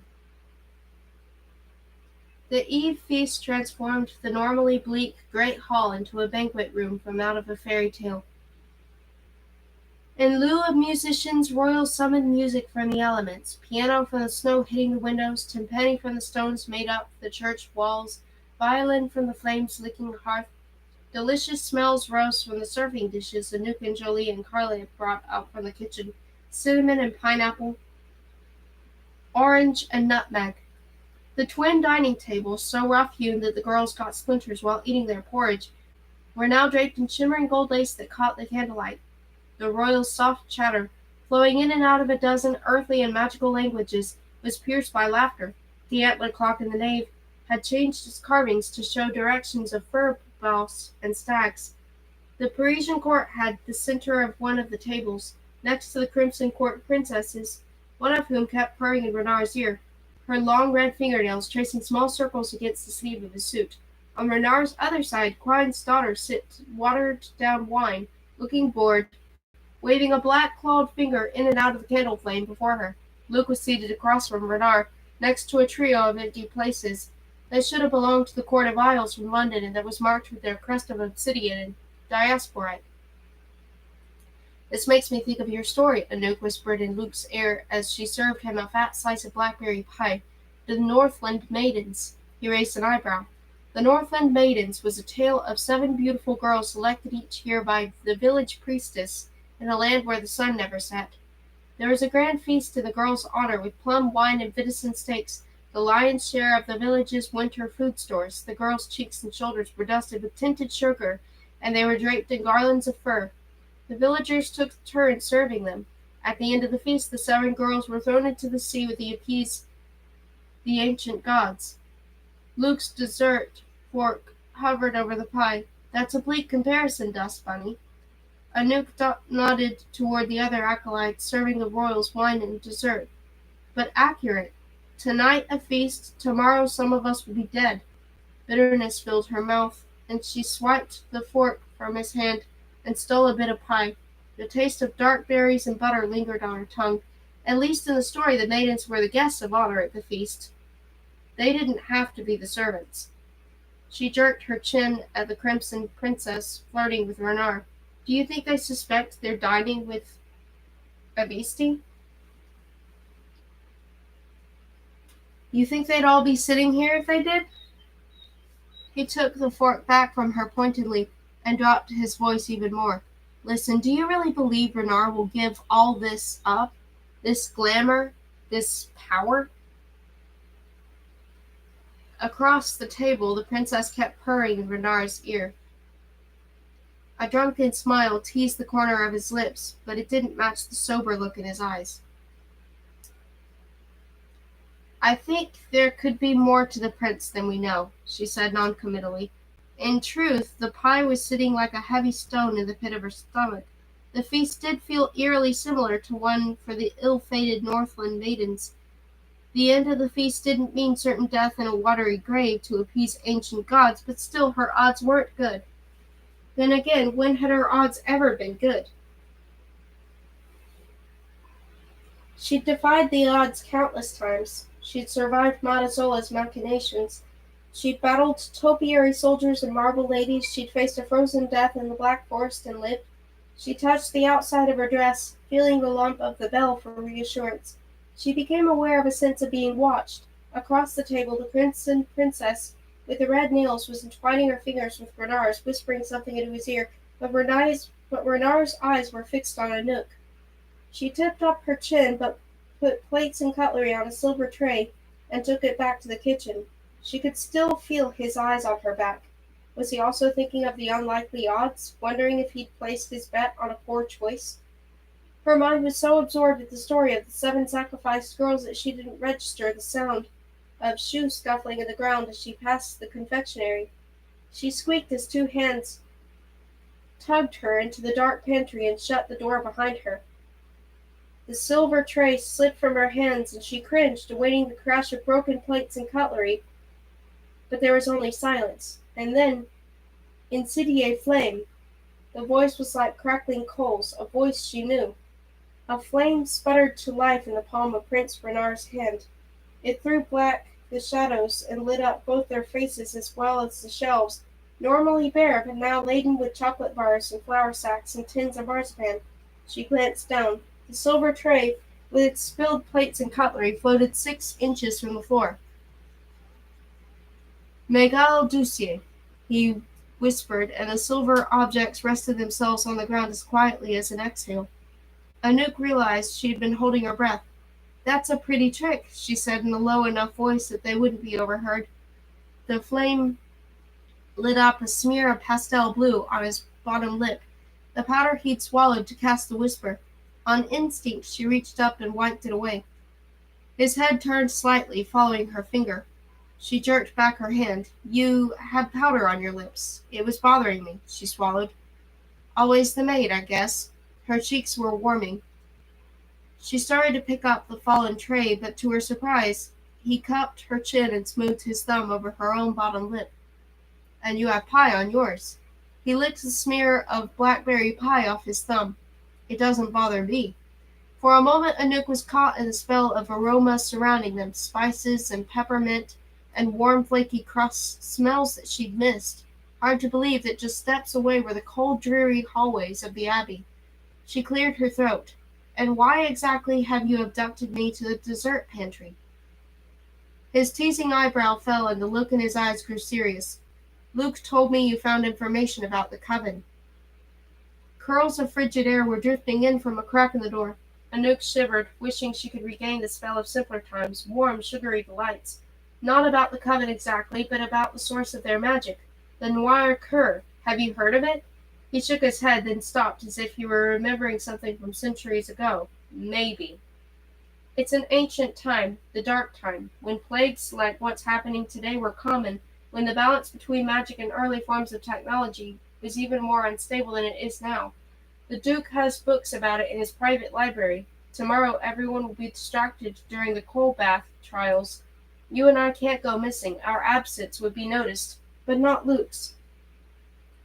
No one's even looked hard enough to realize he's a beastie you dressed up as a baron. He could break into the Duke's library and steal the other references to the Noir Cur.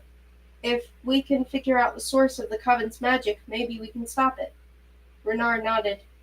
"Good. but he hovered near the jars of caramel, looking as though he had something else to say. He favored his right leg slightly. The cold air bit at Anouk's bare heels. "What is it?" He tipped his head toward her and said quietly, "Luke said you lost your magic."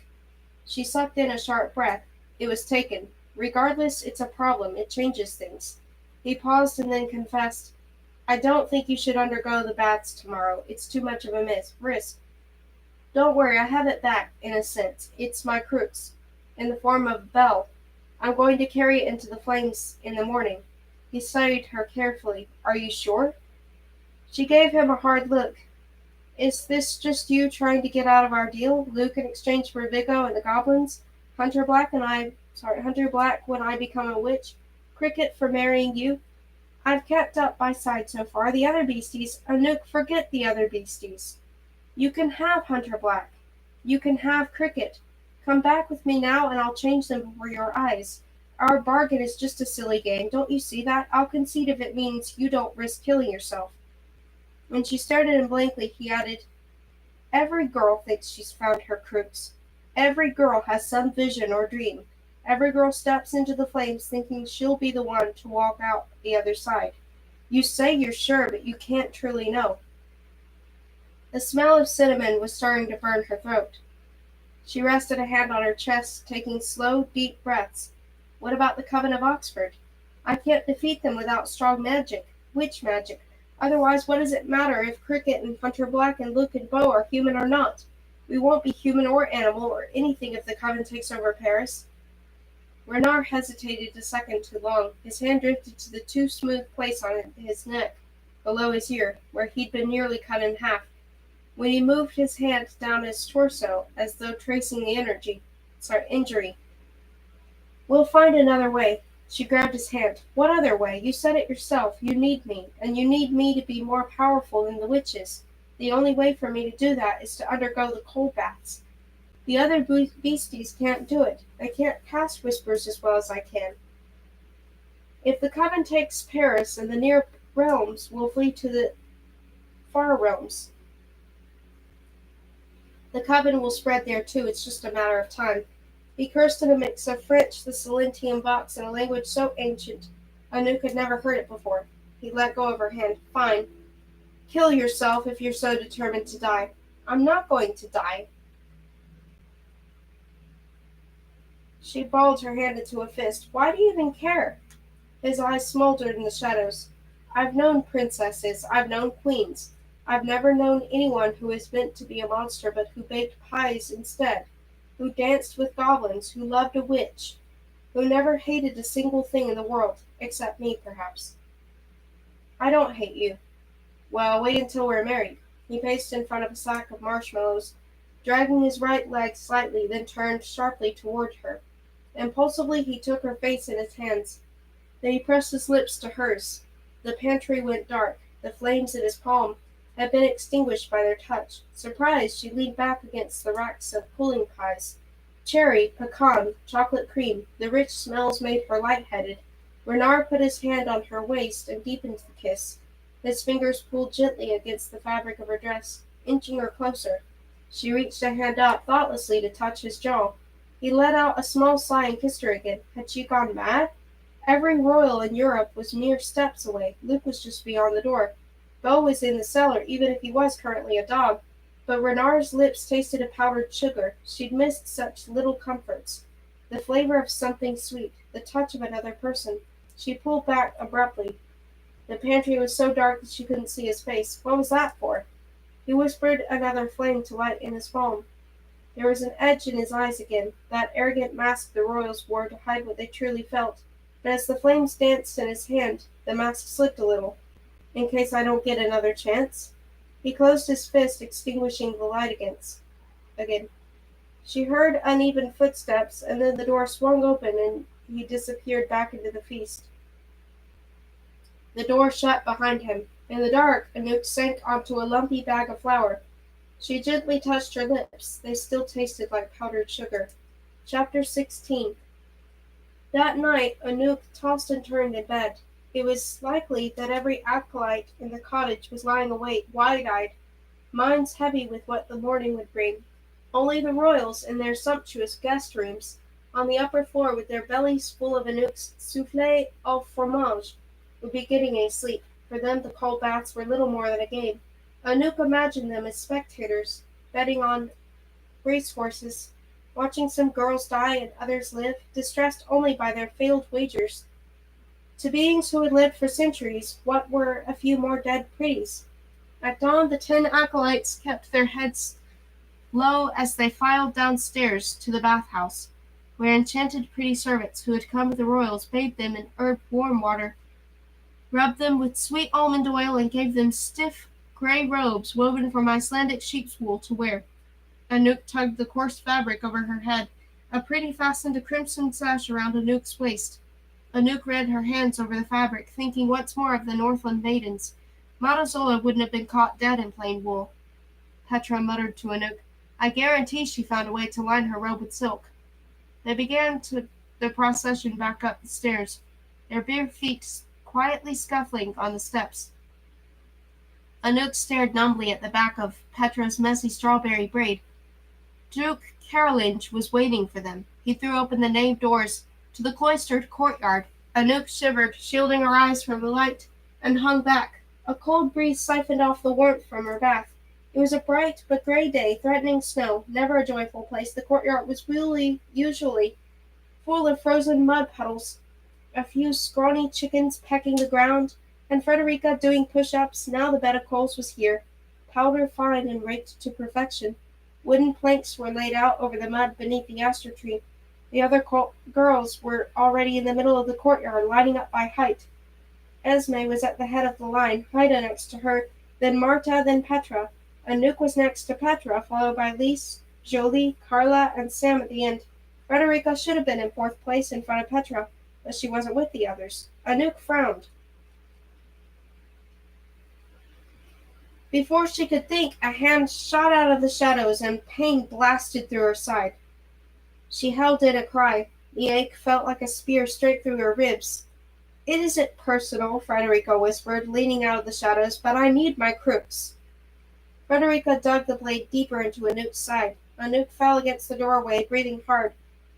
Frederica pulled her breakfast napkin out of her robe and pressed it to Anouk's side, soaking up the blood, and before Anouk could even think to scream, Frederica palmed the blood-soaked napkin and went to take her place as fourth in line.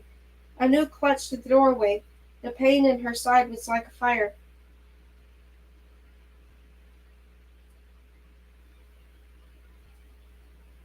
Everyone's attention was sorry. It's just I saw something that was distracting.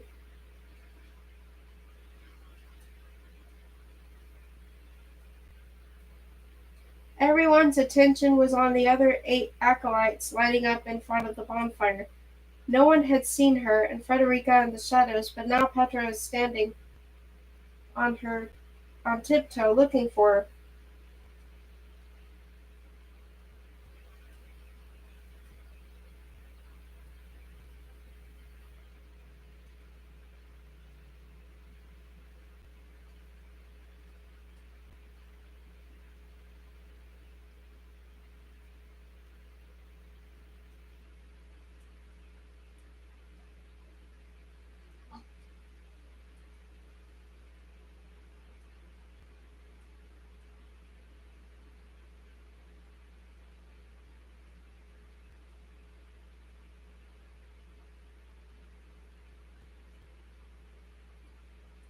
Their eyes met.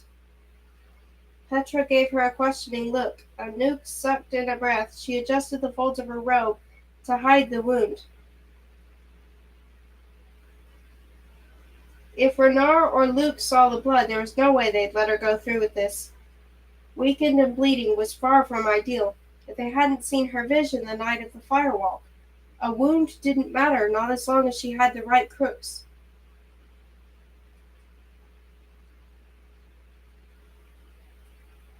She tried as hard as she could to ignore the pain and took a few careful steps to her place between Petra, who was an inch taller than her, and Lise, who was a hair shorter. Her stomach churned at the thought of watching Petra writhing in the flames, but then the pain in her side flared and it took all her strength to remain standing. "Hey, you okay?" Petra whispered. Anouk nodded. Sweat dripped down her temples despite the chill. Her eyes flashed to Frederica, who hid the bloody cloth in the palm of her hand. The chapel bell rang, long and foreboding, piercing the winter quiet, and the southern doors opened. The royals filed out, pulling up their fur-lined hoods and slipping on leather gloves. They chattered among themselves. One of the women even laughed. Anouk stared at them speechless. Bernard was in the midst of them, a mug of some hot liquid in hand, the hint of a smile on his face, all of them looking as though they were preparing to ice skate, not watch girls die. Nothing but a game to them.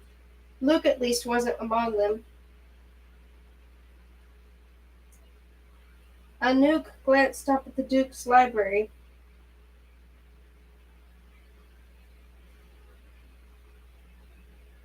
Searching the windows for a shadow. One of the members of the Crimson Court stepped in a puddle and her boot broke through the ice. Mud splashed on her hem. She let out a cry and the brooding Lunar Court prince dashed to assist her. "Please, my lady, allow me." He touched powder to his lips and cast a whisper that turned the puddles into beautiful frozen ponds.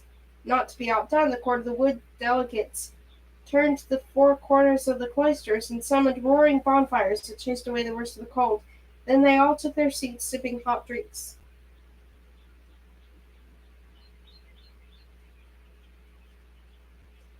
Duke Caroline swept out of the nave of his crimson cloak. Saint perched on his shoulder. The Duke looked enormous and daunting, the beast she had seen her first night. He tucked his quiet academic persona into his pocket, along with his crooked spectacles. "Acolytes, welcome. Royals of the courts and the near realms, welcome. We gather today to observe an ancient tradition. The coal baths were founded 1,500 years ago during the Merovingian dynasty. Prior to that, our realm was accessible only to those who had been born of magic." He tilted his head to acknowledge the royals, and it irked Anouk that he didn't mention the goblins, whose lineage was just as magical as the royals, if not more. But goblins weren't invited to the baths unless it was to clean up afterward. There have always been the odd pretties who discovered our existence, whether through honest trade with us or through accidental means. For millennia the pretties were seen as simple folk, sheep in need of a shepherd, but the Merovingians believed they could be something more, that through hard work and sacrifice some could even join our ranks. Many pretties died in attempts to gain our magic, but with the help of the ancient creatures who call these woodlands home, a few bold women discovered the power of the coal baths. This abbey has for centuries been the seat of these ancient coals. You 10 acolytes, like the first women, have risked much for a chance to enter our world. Your bravery is acknowledged by the royals here today who have come to bear witness." He made a sweeping gesture to the royals, who didn't bother to stop chatting with one another, indifferent to the dramatic presentation. The only exception was Bernard, who tinted his fingers and watched with a hooded expression. Quine's daughter leaned toward him and spoke a few words. He shook his head quickly. "If it were in my authority," the Duke continued, speaking to the girls, "I would grant each of you the powers for which you have labored so hard, but it is not up to me. The flames determine which girls have discovered their connection to magic. You have each selected a crux. I pray you have chosen wisely." He turned to the royals, and as if sensing the end of a speech they must have heard hundreds of times before, they stopped talking. "Royals, do you witness?" "We witness," they replied. "And acolytes, do you burn?" "We burn," they said in unison. "It's time for the lighting of the fires." The cloisters grew very quiet, even the wind stilled. The royals straightened in their thrones, and all touched some powder from the vials around their necks to their lips, staining them vibrant hues of green and orange and blue. In unison they began whispering in voices that formed an eerie harmony, like a church hymn spoken in the Silentian thoughts. There was a strain in their faces. Despite the many times they'd performed the ceremony, it never became any easier. This wasn't any simple fire-casting trick. Gradually, the raked coals began to smoke. Sparks caught shooting out from the beds. A red glow began deep in the coals. The fire burned hotter and hotter, throwing off waves of heat that made sweat break out on Anouk's face, even though she was 20 paces away. The voices of the royals rose. The minaret court stood, arms extended, then the lunar court, and then the court of the woods. Soon all of them were standing, chanting in a clash of loud whispers, and Anouk wanted to slam her hands over her ears. With a flash like lightning, the powder-like coals crystallized to glass. The red glow gave one final throb and then burst into a blue so bright Anouk had to look away. The royals stopped chanting. Once more the courtyard was silent except for the crackling flames. One by one the royals retook their seats and reached for the drink of something strong. The wound in Anouk's side throbbed. She pressed a hand to it, feeling suddenly uncertain. She turned quickly to Petra and grabbed her hand. "If only one of us makes it," she whispered fiercely, "promise me that the one who survives helps the other beasties and the goblins." There had been a time when she considered Petra her enemy, but after those long nights in their dormitory bedroom dreaming of magic, she'd come to see herself in the witch's girl, and vice versa. Two girls who'd wanted everything, and would do anything to get their heart's desires. Something passed over Petra's face. Anouk almost expected her to ask what was wrong, but instead she said quietly, "I promise." The sky was darkening overhead, threatening snow. The smell of tea and wood smoke was heavy in the air. Duke Carolinge laid a hemlock bough over the glass coals, and the brilliant blue flames dulled into a blue so thin and faint it was nearly invisible. But Anouk knew the most dangerous things weren't always the brightest. The bitter aroma of hemlock filled the courtyard. "Esme," Duke Carolinge announced, "you're first." If Esme was afraid of the flames, she did not show it. With bare feet, she stepped onto the soft boughs of the hemlock, and then, clutching a pearl between her palms, lifted her chin high and walked straight into the flames. Her face contorted, but she didn't cry out. She clasped the pearl harder and took another step. The other girls watched from the light, riveted. The royals observed with decidedly less interest. Esme took another step, wincing. The rippling flames distorted her figure, so that Anouk couldn't make out the expression on her face. The flames ate away at her gray robe, but her body wasn't hurting. There were no eyelashes caught on fire, no sizzling skin, and yet Esme clenched her jaw as though she were being ripped apart. Her mouth suddenly fell open, as though she was screaming, but if she was, the flames ate the sound. The courtyard was deathly silent. She managed another step, though shaky, and even another. 5 steps in all, not even halfway. She lost her footing and crumpled. Her robe was all but burned off her, exposing her soot-covered thighs and back. Jolie gasped. Anouk pressed a hand to her mouth. Esme was on all fours in the coals. The fire licked around her. She tried to stand but couldn't. Her mouth was open in silent screams, and then with another blinding flash of light, she was gone. Anouk stared in shock at the empty glass coals. There was nothing left of Esme, not even a pile of ash. Lys let out a wail, but she was quickly silenced by Haida.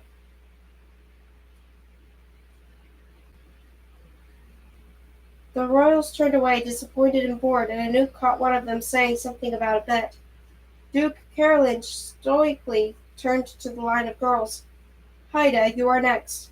Haida, like the rest of them, looked utterly shaken, but she'd been at the cottage the longest, and she was nothing if not determined. She clutched the lock of Lys's hair between both palms and stepped barefoot on the hemlock boughs. She glanced back at Lys, gave her curt nod, and stepped into the fire. Anouk clenched her jaw against the ache in her side. She felt dizzy from the pain. Her vision was starting to blur. Across the flames, Renard was watching her with an odd expression on his face, as though he sensed the hidden wound in her side. Haida made it 3 steps into the fire before crumbling. Her mouth opened in silent screams. The flames ate away her robes and then tore apart her body in one awful flash. As fast as a blink, another girl vanished from existence.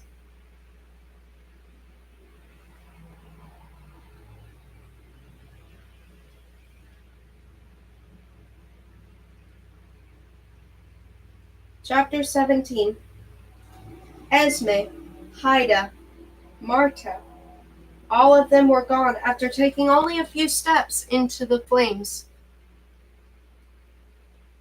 When Duke Carolinge called the fourth girl, Frederica, Anouk couldn't watch. She didn't relish watching anyone die, even someone as deranged as Frederica. She kept her eyes fixed on a clod of mud and thrust her hand in her robe pocket. When she changed clothes, she slipped Renard's mirror into it. It felt solid against her shaking fingers, the mother of pearl back sleuthing. The frozen glass crunched under Frederica's feet as she approached the coals. All the girls tensed. Anouk kept her gaze low. Was Frederica clutching Anouk's blood between her hands? Was she sorry for what she'd done? Was Frederica screaming silently like Marta had? Had she tripped and fallen like Esme? At Anouk's side, Lys gasped. Anouk squeezed the mirror harder. When she looked up, the fires were empty. Another girl gone. She sucked in a breath, feeling the air had been pulled out of her. Beastie blood was nobody's crooks after all. Petra, the Duke said calmly, you are next to burn. Petra twisted toward Anouk with wide eyes full of sudden panic. The jar of lavender ash in her palm trembled wildly. In a rush she said, I'm ash in the wind, Anouk, I know it. Then don't go, Anouk whispered urgently. You can forfeit. Wait until next year. Matazola wouldn't have wanted you to take such a risk. At the mention of Matazola's name, the look in Petra's eyes cleared. She tilted up her chin. Yes, she would have. She always hoped I'd join the Hote. The things she showed me, Anouk, the magic. I can't live a quiet, pretty life. She ran a shaking hand through her strawberry hair. All pretties die, right? Whether it's today or 50 years from now, what does it matter when immortality is at stake? Petra, don't! But Petra had already started walking. She pressed the lavender ash between her palms and stepped barefoot onto the hemlock boughs. Before she could stop herself, Anouk reached out to snatch her back to safety, but it was too late. Petra stepped into the blue flames. Ouch, Petra said. She cursed. This hurts like... No one said it hurts this. Anything else she said was swallowed by the flames. Anouk pressed her hand to her mouth. Through the flickering blue wall of fire, she could see Petra's mouth contorting. 1 pace, 2, 3. Anouk tore her eyes away. She couldn't watch. Her gaze fell on the Abbey Tower, and for a second she thought she saw a shadow in the Duke's library. Had Luke broken in? Had he found anything? She looked back at the pyre. She couldn't help it. She had to know. Petra was 5 paces in, then 6. Anouk felt hope rising in her chest, but then again if Petra survived, it meant Anouk's chances were infinitesimal. And yet she couldn't help but silently cheer her friend on. 8 paces. Keep going, she whispered. Just a few more steps. Petra faltered. Carla cried out, but Petra caught herself before falling. Her robes were entirely burned away, only the red sash remained, hugging her narrow hips. 9 paces through the coals and still going. Her fists were balled fiercely at her side. Her mouth twisted in a grimace, but she was still going. 1 more step, and Anouk held her breath. With a final lurch, Petra made it through. Anouk cried out in shock and awe. How many nights had she and Petra lain in their room and discussed this moment, even prepared for the end, and yet Petra had survived. She'd found her true crooks. There were gasps from Lys and Sam and Carla and Jolie as Petra fell out of the baths naked. The impossible had happened. Her bare feet touched the grass on the other side, and she crumpled into a heap on the snow. She curled into fetal position, letting out small gasps as though she were still on fire, but there wasn't a speck of soot on her. She was still Petra, but somehow more beautiful. The bruises were gone from her knees, the perpetual shadows under her eyes had brightened, her face looked fuller, her hair glossier. Even though she and Matazola hadn't been related by blood, there was now a resemblance, a certain something that united all the witches.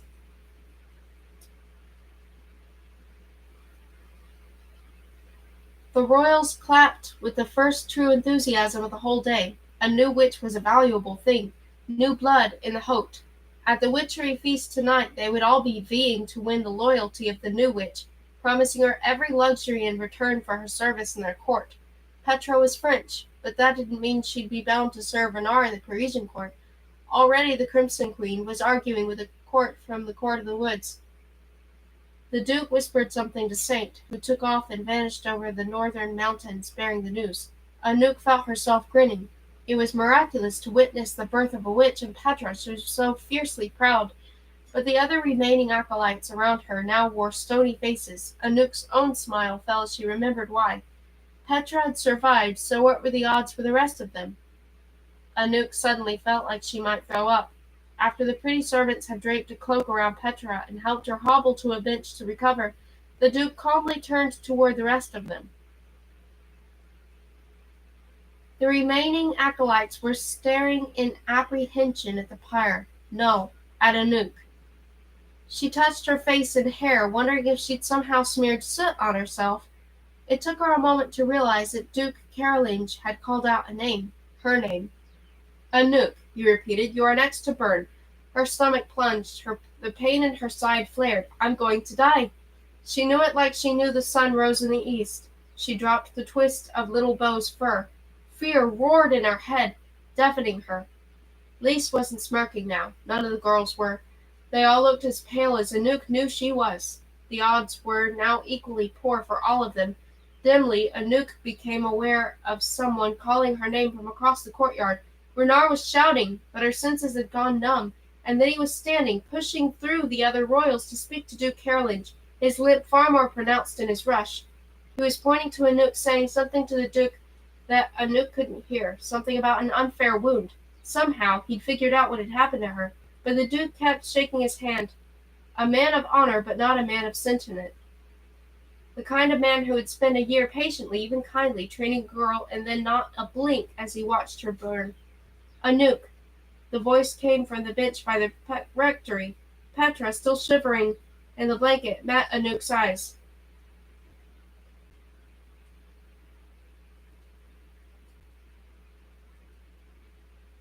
Do it, Anouk. I know you can.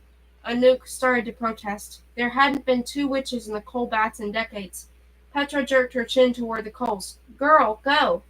Her feet started to move as though someone else inhabited her body. With a shaking hand, she took Saint's bell out of her pocket and pressed it between her palms. Renard watched with an intense look of dread, but then as she stepped into the flames, he vanished. Everything vanished. The courtyard, the royals, the Duke, Petra, Lise, and Sam, and Jolie, and Carla. Her world had suddenly become nothing more than blue. Blue as far as she could see, blue in hundreds of different shades, and no one had ever told her that as painful as the baths would be, they would also be heartbreakingly beautiful. But then pain sliced up her leg and she let out a cry. The coals underfoot were sharp as glass. The heat seared up her legs, and she felt as though the soles of her feet were charring, but when she looked down she was untouched. Take a step, she told herself. Now one more. How many paces had she taken? Shrouded in blue flames. She lost a sense of time and place. All she felt was pain. It felt as though each cell in her body were being ripped apart, as if a child had broken her up like a puzzle and was trying to put it back together again to form a completely different image, even though the pieces wouldn't fit. Her skin itched and burned.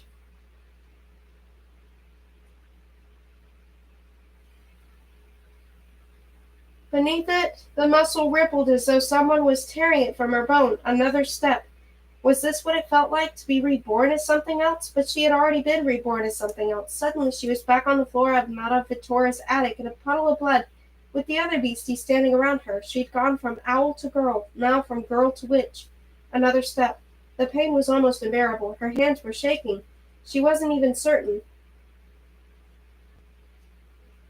she was still clutching the bell. The audience outside the baths couldn't hear her screaming, but she could. Her own screams pierced her ears. The flames were pulling her apart, remaking her, testing her blood and her bone, determining whether she'd found her crooks, if it was possible for a beastie to become a witch. Another step. She lost her footing and barely caught herself. The pain in her side flared. The flames were too strong. The wound had weakened her too much for her to take another step. Where was her bell? There, on the coals, just a useless piece of metal. What if a beastie couldn't become a witch? What if she was what they said she was, an animal, a base, lonely thing? Renard had believed in her, so had Petra, but they didn't make the decision, and the flames were turning. She fell to all fours, wincing against the pain. The flames no longer felt like they were trying to put her back together into something new. They were only tearing her apart, piece by piece burned so cleanly, not even ash remained. Her vision wavered, the world turned darker. She sucked in smoke, and then an odd image appeared before her. Black smoke covered the ground. A group of what looked like witches in black robes were chanting. The smoke obscured them so that they were only hazy outlines, and Anu couldn't tell if there were only 5, 10, or 20 of them. Their faces were nothing more than blurry ovals of various skin tones, but they were all crying black tears. The smoke rose higher and higher. It looked like they were summoning the smoke, commanding it. And then, out of nowhere, an owl skimmed over the darkness. It twisted its head, calling into the void, and she gasped. It had no eyes. A fluttering of wings erupted in her heart, and the vision of the witches and the smoke shattered. Suddenly she was back in the cold baths, on her hands and knees, the pain in her side unbearable, and she knew. She knew. Her crux wasn't the bell. The flames burned away the last of her ropes. Something clattered onto the coals in front of her. The blue world was folding away, but with her last ounce of strength, she managed to reach out a hand and grab the object, the round mirror. A face looked back at her, not her own but Renard's. She whispered. The last thing she felt was a drenching rain, like a late fall shower. But if it was rain, it was thick and heavy as tar, coating her skin and her eyes until everything was black.